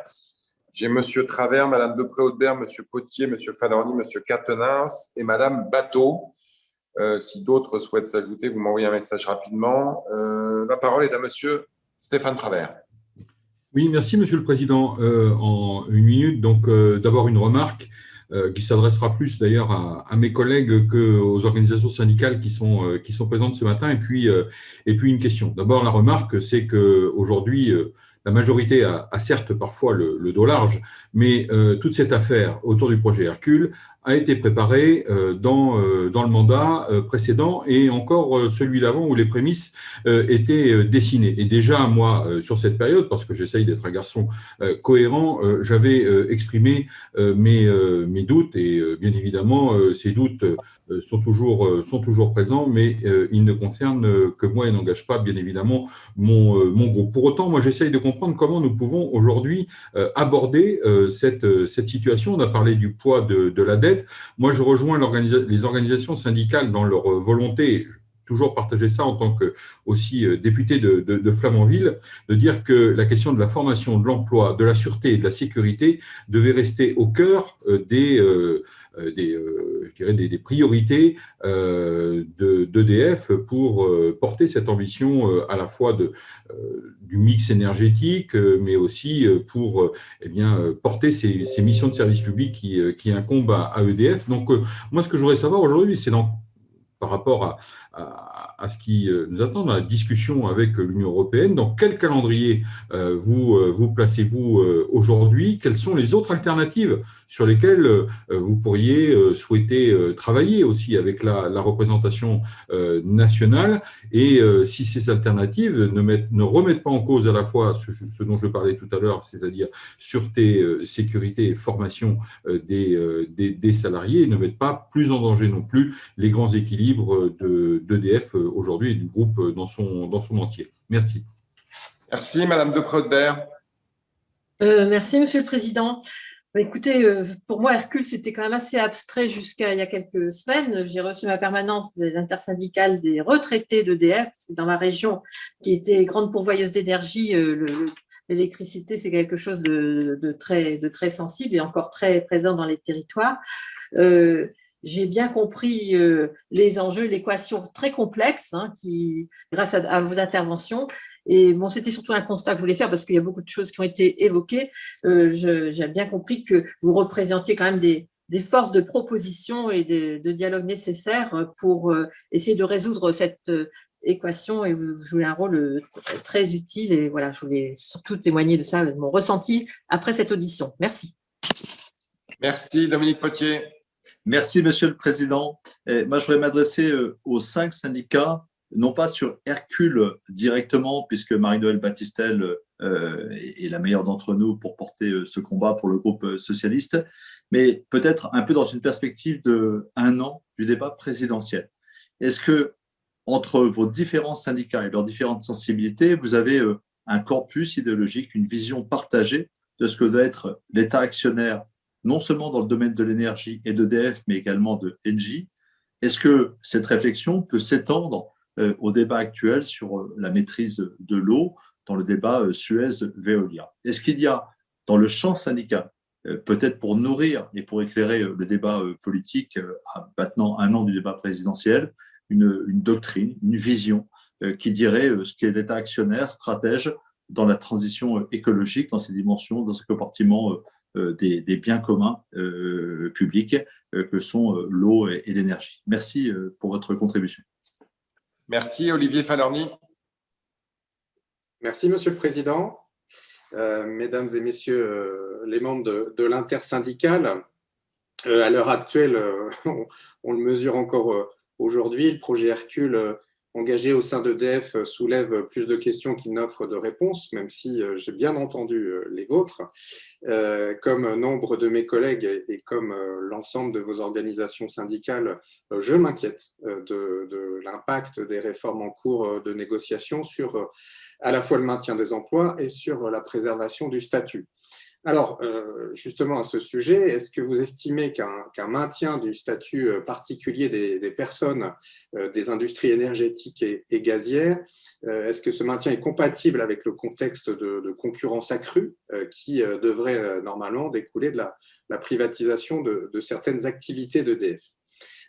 Par ailleurs, en juillet dernier, la Cour des comptes a fustigé la perte de compétences technique des industriels de la filière. Alors, est-ce que vous partagez ce constat de déclin de la compétitivité de la filière et est-ce que le projet Hercule risque-t-il, selon vous, d'accroître cette dynamique négative?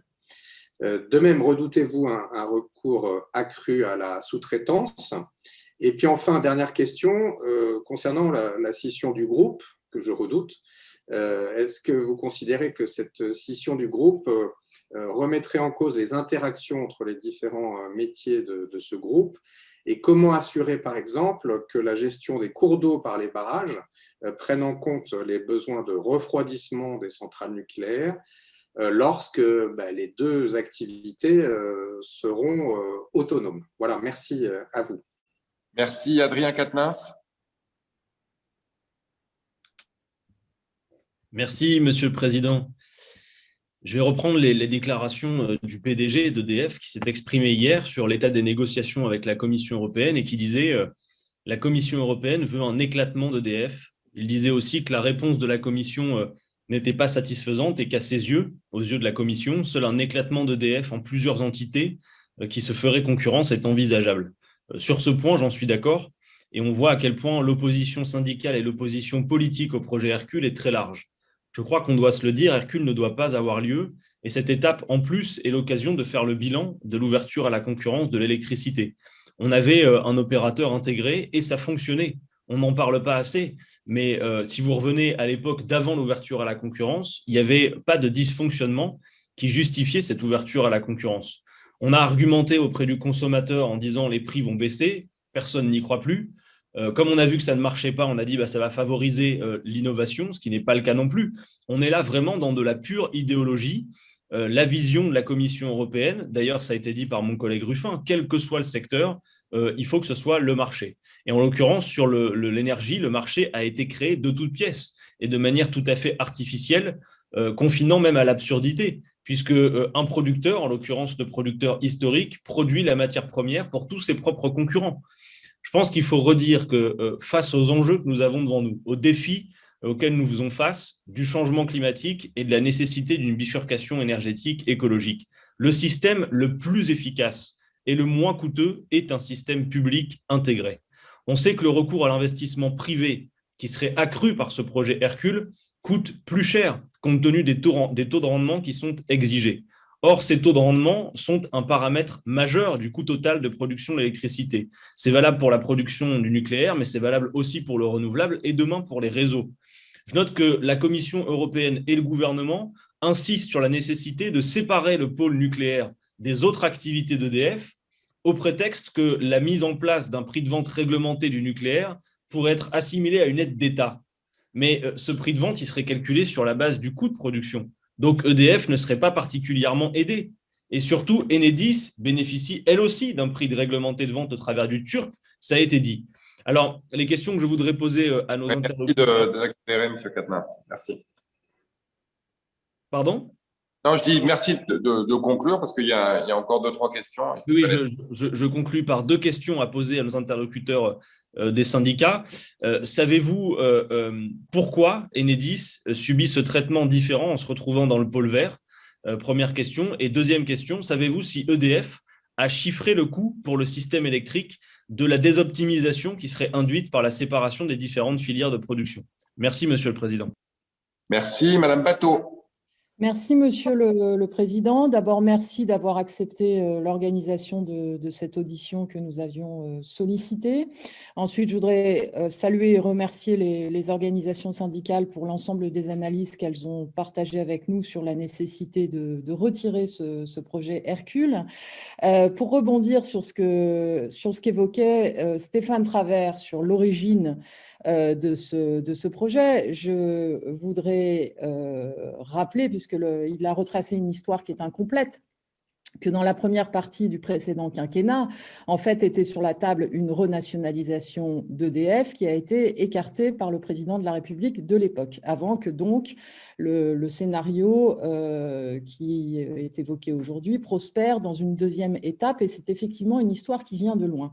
Moi, j'ai une question factuelle. Je voudrais savoir le nombre de réunions que vous avez eues avec la ministre de l'Énergie, avec le ministre de l'Économie, avec l'Élysée, pour discuter entre l'État actionnaire et les organisations syndicales sur l'ensemble de ce qui est évoqué aujourd'hui. Je voudrais savoir d'autre part, parce que vous avez évoqué le manque de dialogue social dans l'entreprise, qui a pourtant une forte tradition de dialogue social chez EDF, ce qu'il en est aussi des réunions avec la direction d'EDF sur cette question. Enfin, est-ce que vous avez des informations sur les diverses banques d'affaires et analystes financiers qui s'agitent autour de cette opération et qui prennent même la liberté de contacter les députés opposés à Hercule pour connaître en détail leurs arguments? Merci. Alors, il y avait Anthony Sellier qui voulait faire une dernière remarque, donc allez-y. Et ensuite, on laisse les organisations syndicales répondre et conclure. Merci, Monsieur le Président. Moi, je voulais dire que fondamentalement, les différentes positions des représentants de cette intersyndicale rejoignent les analyses des parlementaires, même de la majorité, sur le fait que l'Arenh est un dispositif qui est à bout de souffle, qui de toute manière, mécaniquement, en 2025, arrivera à son terme, sur le fait qu'il faut rehausser le coût de vente du nucléaire, sur le fait qu'il faut impérativement résoudre ce problème sur les concessions hydrauliques, préserver le service public qui se rattache à notre électricité, la péréquation tarifaire, retrouver la juste place de notre filière nucléaire au niveau de l'Europe pour le service qu'elle rend pour la production d'énergie bas carbone, le maintien d'un groupe intégré, le maintien du statut des salariés, le maintien de l'intérêt des consommateurs, et que cette majorité ne compte pas transférer cette problématique, transférer ces impérieuses nécessités de transformation au mandat suivant. Et donc, là aussi, je rejoins cette intersyndicale et l'ensemble des propos de mes collègues sur le fait qu'une consultation, une concertation doit avoir lieu. Et je repose la question de tout à l'heure, qui fait écho à celle de Madame Bateau. Êtes-vous ou allez-vous être consulté par les ministères et les instances d'EDF? Merci. Merci. Alors, mesdames, messieurs, je vous laisse, on va essayer l'autogestion pour cette troisième série de réponses. Donc, je vous laisse vous gérer, vous répondez aux questions, puis vous en profitez pour conclure. Qui veut commencer? Je vais peut-être démarrer pour la CFE. Allez-y. Oui, je vais essayer de répondre et de conclure en même temps. Donc, d'abord, peut-être un point liminaire, c'est que, comme vous l'avez tous compris dans mes deux interventions, le problème d'EDF, c'est un problème de sous-rémunération et de sous-capitalisation. Et dans notre analyse, c'est qu'on peut y remédier sans faire le projet Hercule. Et quand je dis Hercule, c'est le montage bleu, vert, azur. Et d'ailleurs, je rejoindrai ce qu'a dit Alain André et ce que je disais dans mon propos liminaire. La vraie question et le vrai débat de fond que nous devons avoir, c'est comment on finance les investissements dans les infrastructures électriques dans les prochaines décennies, à quel coût. Et notre compréhension, c'est que plus le WACC sera faible et donc public, plus on réduira le coût de ces investissements et on évitera finalement que les fruits de tous ces investissements aillent nourrir les marchés financiers et les grands investisseurs internationaux. Et dans une logique d'économie circulaire, il vaut mieux que les infrastructures électriques et leur financement soient financés par l'épargne des Français et reviennent finalement aux Français, qu'ils soient contribuables ou épargnants. Et tout ça, en fait, pour résoudre les problèmes d'EDF, c'est à la main de l'État. Et Hercule n'est qu'une option parmi d'autres. Et pour répondre à ce que dit monsieur Sellier, la question que posait Madame Bateau, nous n'avons eu que très peu voire quasiment pas de réunions avec les ministères et l'Élysée. On n'en a eu qu'à l'automne 2019, suite aux 2 premiers mouvements sociaux où l'Élysée nous a reçus, où Elisabeth Borne nous a reçus. Mais depuis le 28 octobre 2019, nous n'avons eu aucune rencontre avec les représentants de l'État. Certes, il y a eu la crise du Covid, mais nous n'avons pas eu de rencontre en visio non plus. Donc, il y a une absence totale de concertation et de débat sur l'avenir d'EDF et sur Hercule et ses alternatives. Et donc, pour répondre précisément à M. Sellier, ce n'est que demain que les directeurs de cabinet de Mme Pompili et de M. Le Maire daignent pour la première fois recevoir les organisations syndicales depuis plus d'1 an, ce qui pour nous pose un vrai problème de non-débat démocratique. Alors, je rajouterai juste un point par rapport à ce que disait M. Potier sur le rôle de l'État actionnaire. De manière assez générale, que ce soit EDF, Engie et autres, notre conviction, c'est que l'État actionnaire se comporte parfois comme la pire des banques d'investissement, n'a pas de vision stratégique à long terme et se contente de se réfugier derrière les pratiques de marché, les pratiques boursières pour justifier un niveau de dividende élevé. Telle a été la pratique de l'État actionnaire vis-à-vis d'EDF entre 2004 et 2015. Et ça, on n'oublie pas l'attitude de l'État actionnaire qui était avant tout une attitude prédatrice dans les premières années, 10 premières années de la cotation en bourse d'EDF. Je rajouterai juste un point, enfin j'ai 2 points. Un sur la loi NOM. Effectivement, le statut des IEG s'applique selon l'article 1 du statut, c'est-à-dire aux entreprises de production, de transport et de distribution d'énergie. Ça, c'est le corpus de règles. Nous aurions aimé que, lors de la loi NOM, avec l'ouverture des marchés et l'introduction de la concurrence, tous les commerciateurs jouent avec la même règle, c'est-à-dire avec le statut des IEG. En 2009, la représentation nationale n'a pas accepté le principe qu'on éviterait le dumping social entre les commerciateurs en appliquant les mêmes règles sociales à travers l'application du statut des IEG à tous les commerciateurs. Je rajouterai juste un dernier point sur l'Europe. En fait, c'est la demande française du montage Hercule qui n'est pas satisfaisante, pour paraphraser un peu ce que disait M. Quatrenin. Par contre, notre conviction, c'est que la Commission européenne n'accepte pas le montage Hercule qui organise de fait les subventions croisées ou les financements croisés parce que ce serait la maison mère qui bénéficierait de la régulation du nucléaire existant. Comme je l'ai dit dans mon propos liminaire, le ver est dans le fruit d'Hercule depuis le début. Donc, c'est le montage Hercule qui pose un problème à la Commission européenne. Et donc, la faute, c'est celle de l'État français d'avoir cherché à demander à la Commission européenne un aval sur un montage qui organise les financements croisés. Donc, le montage Hercule, pour nous, il n'est pas une bonne réponse au vrai problème d'EDF. Et je conclurai sur Enedis. Comme nous avons été plusieurs à le dire, le fait de mettre Enedis dans la boîte verte, mais tôt ou tard, le monopole légal dont jouit Enedis en risque, puisque rien ne garantit qu'à terme, l'entité verte ne serait pas privatisée. À terme, c'est-à-dire dans 2 ans, dans 3 ans, dans 5 ans.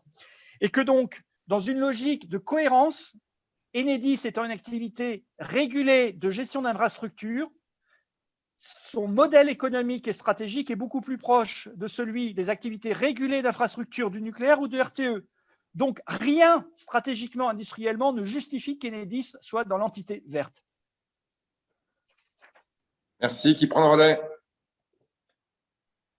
Oui, je veux bien. Sylvain Béligné pour la CFDT. Vous m'entendez? Oui, très bien. Très bien, OK. Non, je ne vais pas m'étendre longuement sur tous les points qui ont été indiqués. Hein. Je pense que sur Enedis, pour le dernier point développé par le collègue Alexandre Grillat et puis certains intervenants, effectivement, on ne comprend pas pourquoi on a Enedis d'Anvers et pourquoi on ouvrirait au capital d'Enedis, compte tenu de la spécificité très particulière, encore une fois, du montage d'Enedis en tant que concessionnaire vis-à-vis des collectivités locales qui sont autorités concédantes. Voilà, donc ça, ou alors il faut changer totalement la régulation du système et ça paraît quand même assez compliqué. Sur le plan de la transparence de la discussion, c'est revenu à plusieurs reprises.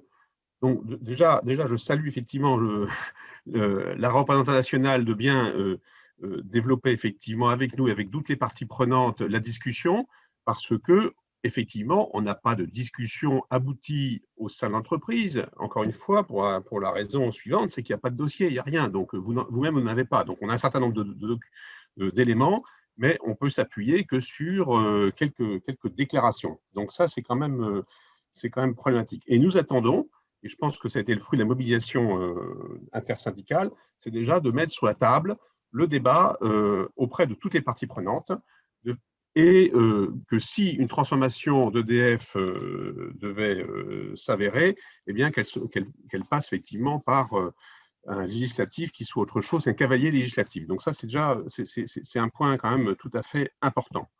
Sur le plan, encore une fois, on est sans doute en désaccord. Alors, probablement qu'Hercule n'est pas, et sûrement n'est pas la réponse attendue par l'Europe par rapport à son propre cahier des charges. Le fait d'avoir un débat permettra peut-être de faire évoluer ça et de peut-être trouver une voie étroite pour assurer l'intérêt de toutes les parties prenantes. Et quand je dis toutes les parties prenantes, je pense aux citoyens consommateurs français qui ont vu leur électricité augmenter de plus de 50% pendant 10 ans pour des raisons, alors pas toutes qui sont liées à la réglementation, il y a aussi les réseaux, mais et aussi les renouvelables, mais pour grande partie. Donc, d'autant plus que si on reprend un petit peu de la hauteur, on n'est pas en train de préparer 2050, on est en 2050. C'est-à-dire que toute l'électricité produite en France est décarbonée à 99%. Donc, on a l'impression d'être pénalisé, je dirais, à la fois la collectivité, les électriciens, mais sans doute la France, à l'aune de l'Europe, alors même que l'électricité en France est pratiquement totalement décarbonée. Donc, il faut remettre l'ouvrage sur le métier. Sur le financement, il y a une dette importante, mais je voudrais quand même ajouter juste un point qui n'a pas été évoqué jusqu'à présent, c'est que la trésorerie d'EDF est bonne. En fait, il y a bien sûr des provisions pour les futurs démantèlements. Donc, EDF est frappé d'une lourde dette. On peut imaginer aussi dans l'évolution du système de la renégociation de la dette, puisque maintenant, il y a des taux d'intérêt qui sont quasiment nuls ou négatifs, et avec une garantie de l'État, de toute façon, ça permettra d'avoir des taux importants, alors que, encore récemment, avec la gestion des emprunts hybrides, on avait des dettes qui avaient un service de la dette extrêmement important. Donc, on a le temps, alors on n'est pas dans une situation très favorable, mais on a le temps quand même de discuter tranquillement, en prenant en compte toutes les parties prenantes, d'un projet industriel, social et sociétal pour EDF et pour la collectivité nationale. Et c'est ça que nous appelons de nos voeux. Simplement, peut-être pour revenir sur le fantasme du statut, parce qu'un certain nombre d'entre vous, effectivement, soit d'un côté positif ou soit d'un côté négatif, parlent du statut des IEG. Bon, bien sûr, le statut, comme l'a dit tout à l'heure mon collègue, malheureusement, il ne s'applique pas à l'ensemble des acteurs du domaine de l'électricité, et ça, nous le regrettons. En même temps, le statut, il évolue. Moi, je suis à la branche professionnelle et on fait changer l'évolution des règles. Alors, le statut, pas lui-même, mais l'ensemble du corpus, c'est-à-dire toutes les règles internes, évoluent par voie de négociation collective. Et la négociation collective est très nourrie et nous avons, avec les employeurs de la branche, signé de nombreux accords collectifs. Donc, on n'est pas sur un statut, je dirais, figé comme une statue, c'est le cas de le dire, mais une convention collective qui évolue en prenant en compte les contextes des différentes évolutions, des différentes époques, bien entendu. Voilà. Donc, et par ailleurs, je dirais, sur le plan d'intérêt du statut par rapport à d'autres conventions collectives, quand on regarde par exemple celle du pétrole, on peut également faire la comparaison. Voilà. Donc, encore une fois, mettons-nous autour d'une table pour travailler sur un projet industriel, social et sociétal en écoutant l'ensemble des parties prenantes, ce qui n'a pas été fait. Les ministres vont nous recevoir, enfin en tout cas MTES et puis Économie-Finance dans les jours prochains. Ça sera une des premières. Voilà. Donc, il faut vraiment qu'on se mette autour d'une table pour travailler sur un nouveau projet sans avoir cette épée de Damoclès d'Hercule qui ne satisfait aucune des parties prenantes, si je comprends bien. Merci. Fin de mon intervention. Merci. Qui prend le relais? Oui, c'est moi. Nelly Bréheret. Je voulais répondre sur la perte de compétences. En effet, c'est le drame de l'industrie. En tout cas, pour l'énergie, en effet, il y a eu des pertes de compétences à l'issue des années, puisqu'il n'y a pas eu de gestion de l'emploi et des compétences au sein d'EDF. Hein. On le voit d'ailleurs avec aujourd'hui la construction des EPR ou les démantèlements, etc. Donc c'est un sujet, c'est un des seuls sujets, entre guillemets, sur lequel on est d'accord avec Lévy, c'est qu'il faut une politique de reprise des compétences de cette industrie dans notre pays et au sein de EDF. On travaille dans ce sens, en tout cas au sein de l'entreprise, par le biais du CFA, des formations et des recrutements. Le problème, c'est que comme il faut soi-disant faire des économies, eh bien, les départs à la retraite sur justement les centrales, etc., ils ne sont pas remplacés. Donc on a toujours cette problématique-là où finalement on cherche à perdre ces compétences-là et ça peut nous amener en effet à nous inquiéter sur le recours à la sous-traitance puisque comme on supprime les emplois à l'interne, bien les compétences, il faudra bien les chercher au bout d'un certain moment et on constate que quand on a recours à la sous-traitance, c'est plus compliqué de gérer l'excellence opérationnelle. Sur le dialogue social en entreprise, donc en effet, le fait de ne pas avoir de documents écrits amène forcément des complications dans le dialogue.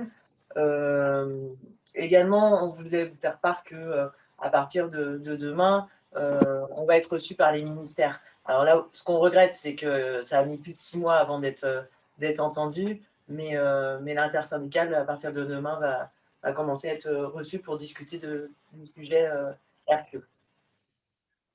Et peut-être juste pour compléter par rapport à 2 ou 3 questions qui n'ont peut-être pas été… moi, on est d'accord avec M. Siely, hein, il faut résoudre le problème de l'Arenh, mais on est dans la situation suivante, et ça a été évoqué déjà. Aujourd'hui, l'Arenh, ça nous impose à un coût inférieur à ce qu'on devrait être rémunéré, de mettre à disposition 25% de notre énergie nucléaire. Et on nous propose une solution où ce ne serait plus 25%, mais 100%.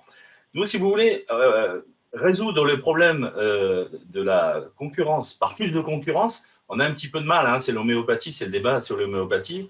Régler le mal par le mal, ce n'est pas trop comme ça qu'on voit les choses.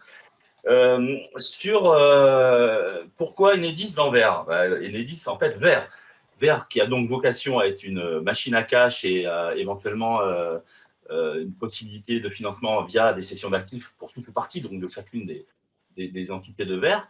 Enedis effectivement, le réguler est assez attirant pour les investisseurs puisque le réguler, c'est un investissement qui rassure et qui produit à tous les coups. Les infos sur la banque d'affaires. Alors, Madame Bateau, nous, il se trouve que les banques d'affaires ne nous téléphonent pas, mais c'est probablement que nous n'avons pas la même influence que vous, les députés. Voilà. Merci à vous. Monsieur Page-de-Méreau, pour terminer. Oui, alors je vais reprendre en essayant de ne pas être redondant du tout, puisque des réponses ont été apportées. En réponse à monsieur Stéphane Travers, que je salue, puisqu'il se trouve que c'est le député de ma circonscription et qu'on se connaît un peu. Sur la question de emploi, sûreté et lien, notamment sur le nucléaire, il a bien raison, Stéphane Travers, de se poser la question, en connaissant plus bien le site de Flamanville, de l'avenir de la sûreté nucléaire et du lien avec les emplois.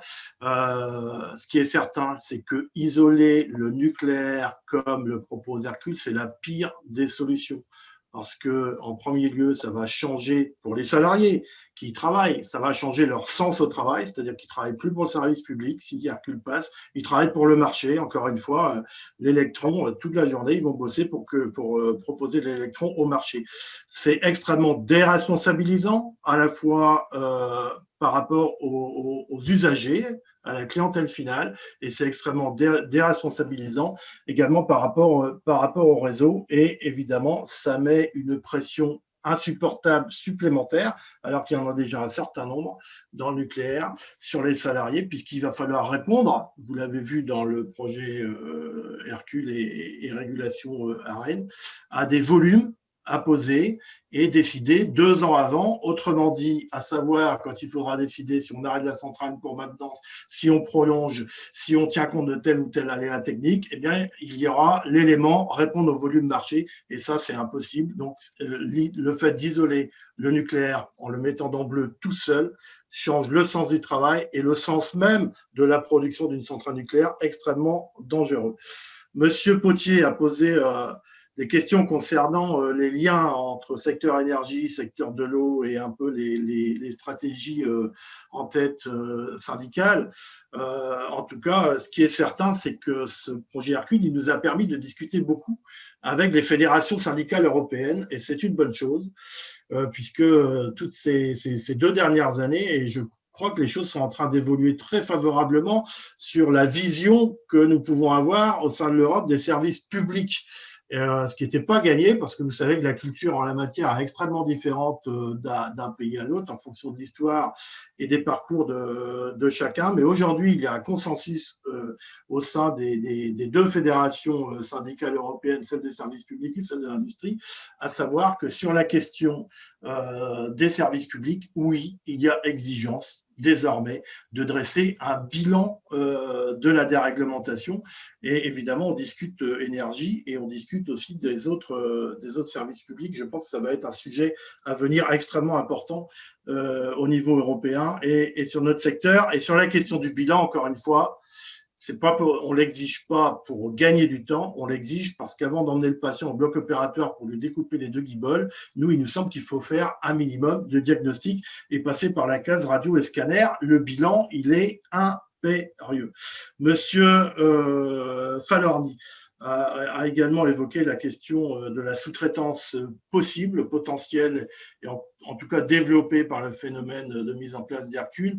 On l'a dit pour commerce, mais c'est vrai pour le reste, puisqu'il faut bien avoir en tête que nous allons avoir, si Hercule passe, nous aurions 3 pôles de production absolument séparés qui seront amenés à se tirer la bourre, entre guillemets, parce qu'on va être quand même dans un système concurrentiel, d'où le lien. Il a posé également la question du lien entre l'hydraulique et le nucléaire. C'est extrêmement important puisqu'il y a des liens évidemment techniques entre la filière nucléaire et la filière hydraulique, et notamment l'hydraulique est en charge, vous savez, du débit des fleuves, et donc que ce soit crue, étiage, et donc le refroidissement des centrales nucléaires de fleuves est assuré évidemment par la façon dont est gérée l'hydraulique, mais ça n'est pas la seule chose. Il y a aussi des renvois de tension par réseau, c'est-à-dire qu'un certain nombre de sécurisations du réseau électrique alimentant les centrales nucléaires passent par des renvois de réseau des sites hydrauliques. Et enfin, si nous avions ce montage qui voyait le jour, évidemment, qu'une société, elle peut s'appeler Azure ou l'autre, qui gérait l'hydraulique sans complémentarité avec les autres, serait tenté de fournir au meilleur moment, au plus opportun. Et vous savez que le coût du marché bouge sans arrêt, et donc de produire, non pas simplement quand les centrales nucléaires auraient besoin de débit de fleuve, mais simplement quand le coût du mégawattheure serait le plus élevé. Monsieur Quatrenin a posé la question du pourquoi Enedis dans vert. Très simplement, c'est notre conception.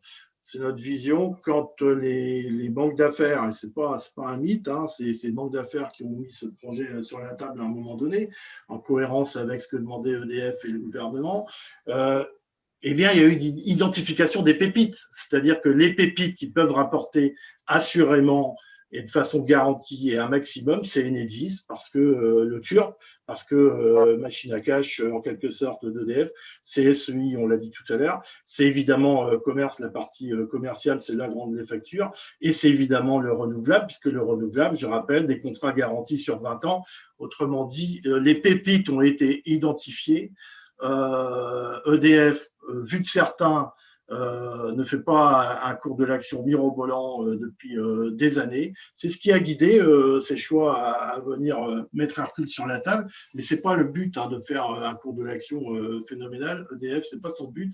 Donc les pépites ont identifié, c'est pourquoi Enedis se retrouve dans vert. Évidemment, on peut se poser la question du rapport qu'il y a entre une réévaluation nécessaire, et là tout le monde partage, du coût de l'ARENH, du prix de l'ARENH en tout cas, une réévaluation nécessaire du prix de l'ARENH, avec quel rapport y a-t-il avec l'ouverture la destruction de EDF Vert et l'ouverture du capital de celui-ci. Il n'y a aucun rapport, aucun rapport. Simplement pour répondre à l'AREN et à ce que tout le monde dénonce, c'est-à-dire le 42 € au lieu du 48 estimé aujourd'hui, alors certains disent 50, il y a encore un débat.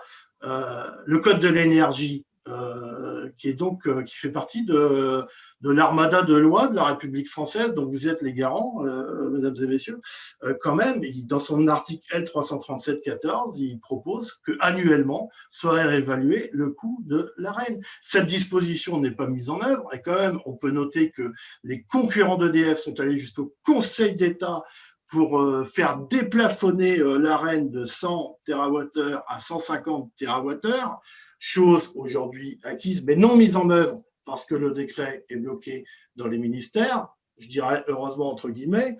Ceci dit, EDF elle-même ou les ministères ne sont pas allés au combat pour défendre l'application de ce code de l'énergie. C'est le lien avec ce que plusieurs d'entre vous ont amené parmi leurs questions, c'est-à-dire le lien sur la souveraineté. Quel est aujourd'hui notre degré de souveraineté? Eh bien, il est réduit à néant, c'est-à-dire que non seulement on n'applique pas les lois de la République, on pourrait déchirer cet article du code de l'énergie parce qu'il n'est pas mis en application et on va demander à genoux à Madame Bruxelles si on a bien le droit d'augmenter le prix de l'AREN, mais contre quoi, s'il vous plaît? C'est absolument incroyable. Donc, j'en terminerai parce que Madame Bateau a posé la question sur, ça a été répondu en partie sur le dialogue social, mais évidemment, ce qui nous est insupportable, c'est que tout se passe en coursive.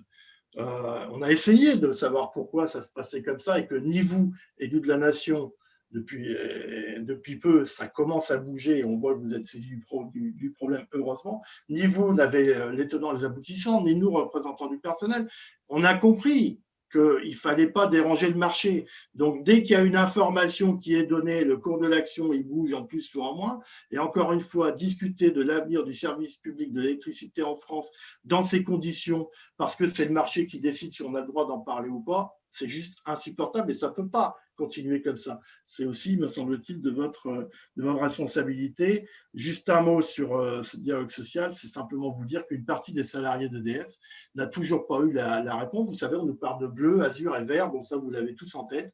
Eh bien, sachez que plusieurs milliers de salariés d'EDF, ceux qui dépendent de la recherche et du développement, ou encore des fonctions support, ne savent toujours pas s'ils iraient dans telle ou telle structure. Ils n'ont toujours pas eu de réponse 2 ans après. C'est pour vous dire aussi que le niveau du dialogue social n'est pas celui qui devrait être. Et enfin, je réponds à une question parce que M. Ruffin avait posé une excellente question à laquelle il n'a pas eu de réponse. Je tiens à lui répondre que les luttes continueront et qu'évidemment, le rapport de force qui aujourd'hui s'est exercé de manière préventive, puisque le projet, et vous l'avez dit en introduction, Monsieur le Président, n'a pas de texte législatif ni de projet de loi à ce jour. Évidemment, nous sommes dans une démarche préventive depuis 2 ans, mais si on devait avoir affaire à un projet de loi déposé, je voudrais le rassurer sur le fait que l'intersyndicale prendra toutes ses responsabilités, que le personnel serait mobilisé à une autre hauteur encore que celle d'aujourd'hui, qui est déjà dans une situation sanitaire absolument historique. Voilà, merci à vous. Merci à tous et à toutes. En tout cas, on ne pourra pas dire que le débat n'a pas déjà lieu à l'Assemblée, puisque entre vous et les autres, je pense que la Commission économique fait son travail et que les parlementaires de tous bords et de tous côtés font également le leur. Merci à vous tous et à vous toutes d'avoir été présents aujourd'hui. On a été assez efficace. Je pense qu'en 2 heures, on a couvert pas mal de terrain. Portez-vous bien et évidemment, je ne sais pas si le combat continue, mais en tout cas, le travail continue ici. À bientôt. Merci beaucoup. Au revoir. Au revoir. Oui, au revoir. Merci, au revoir.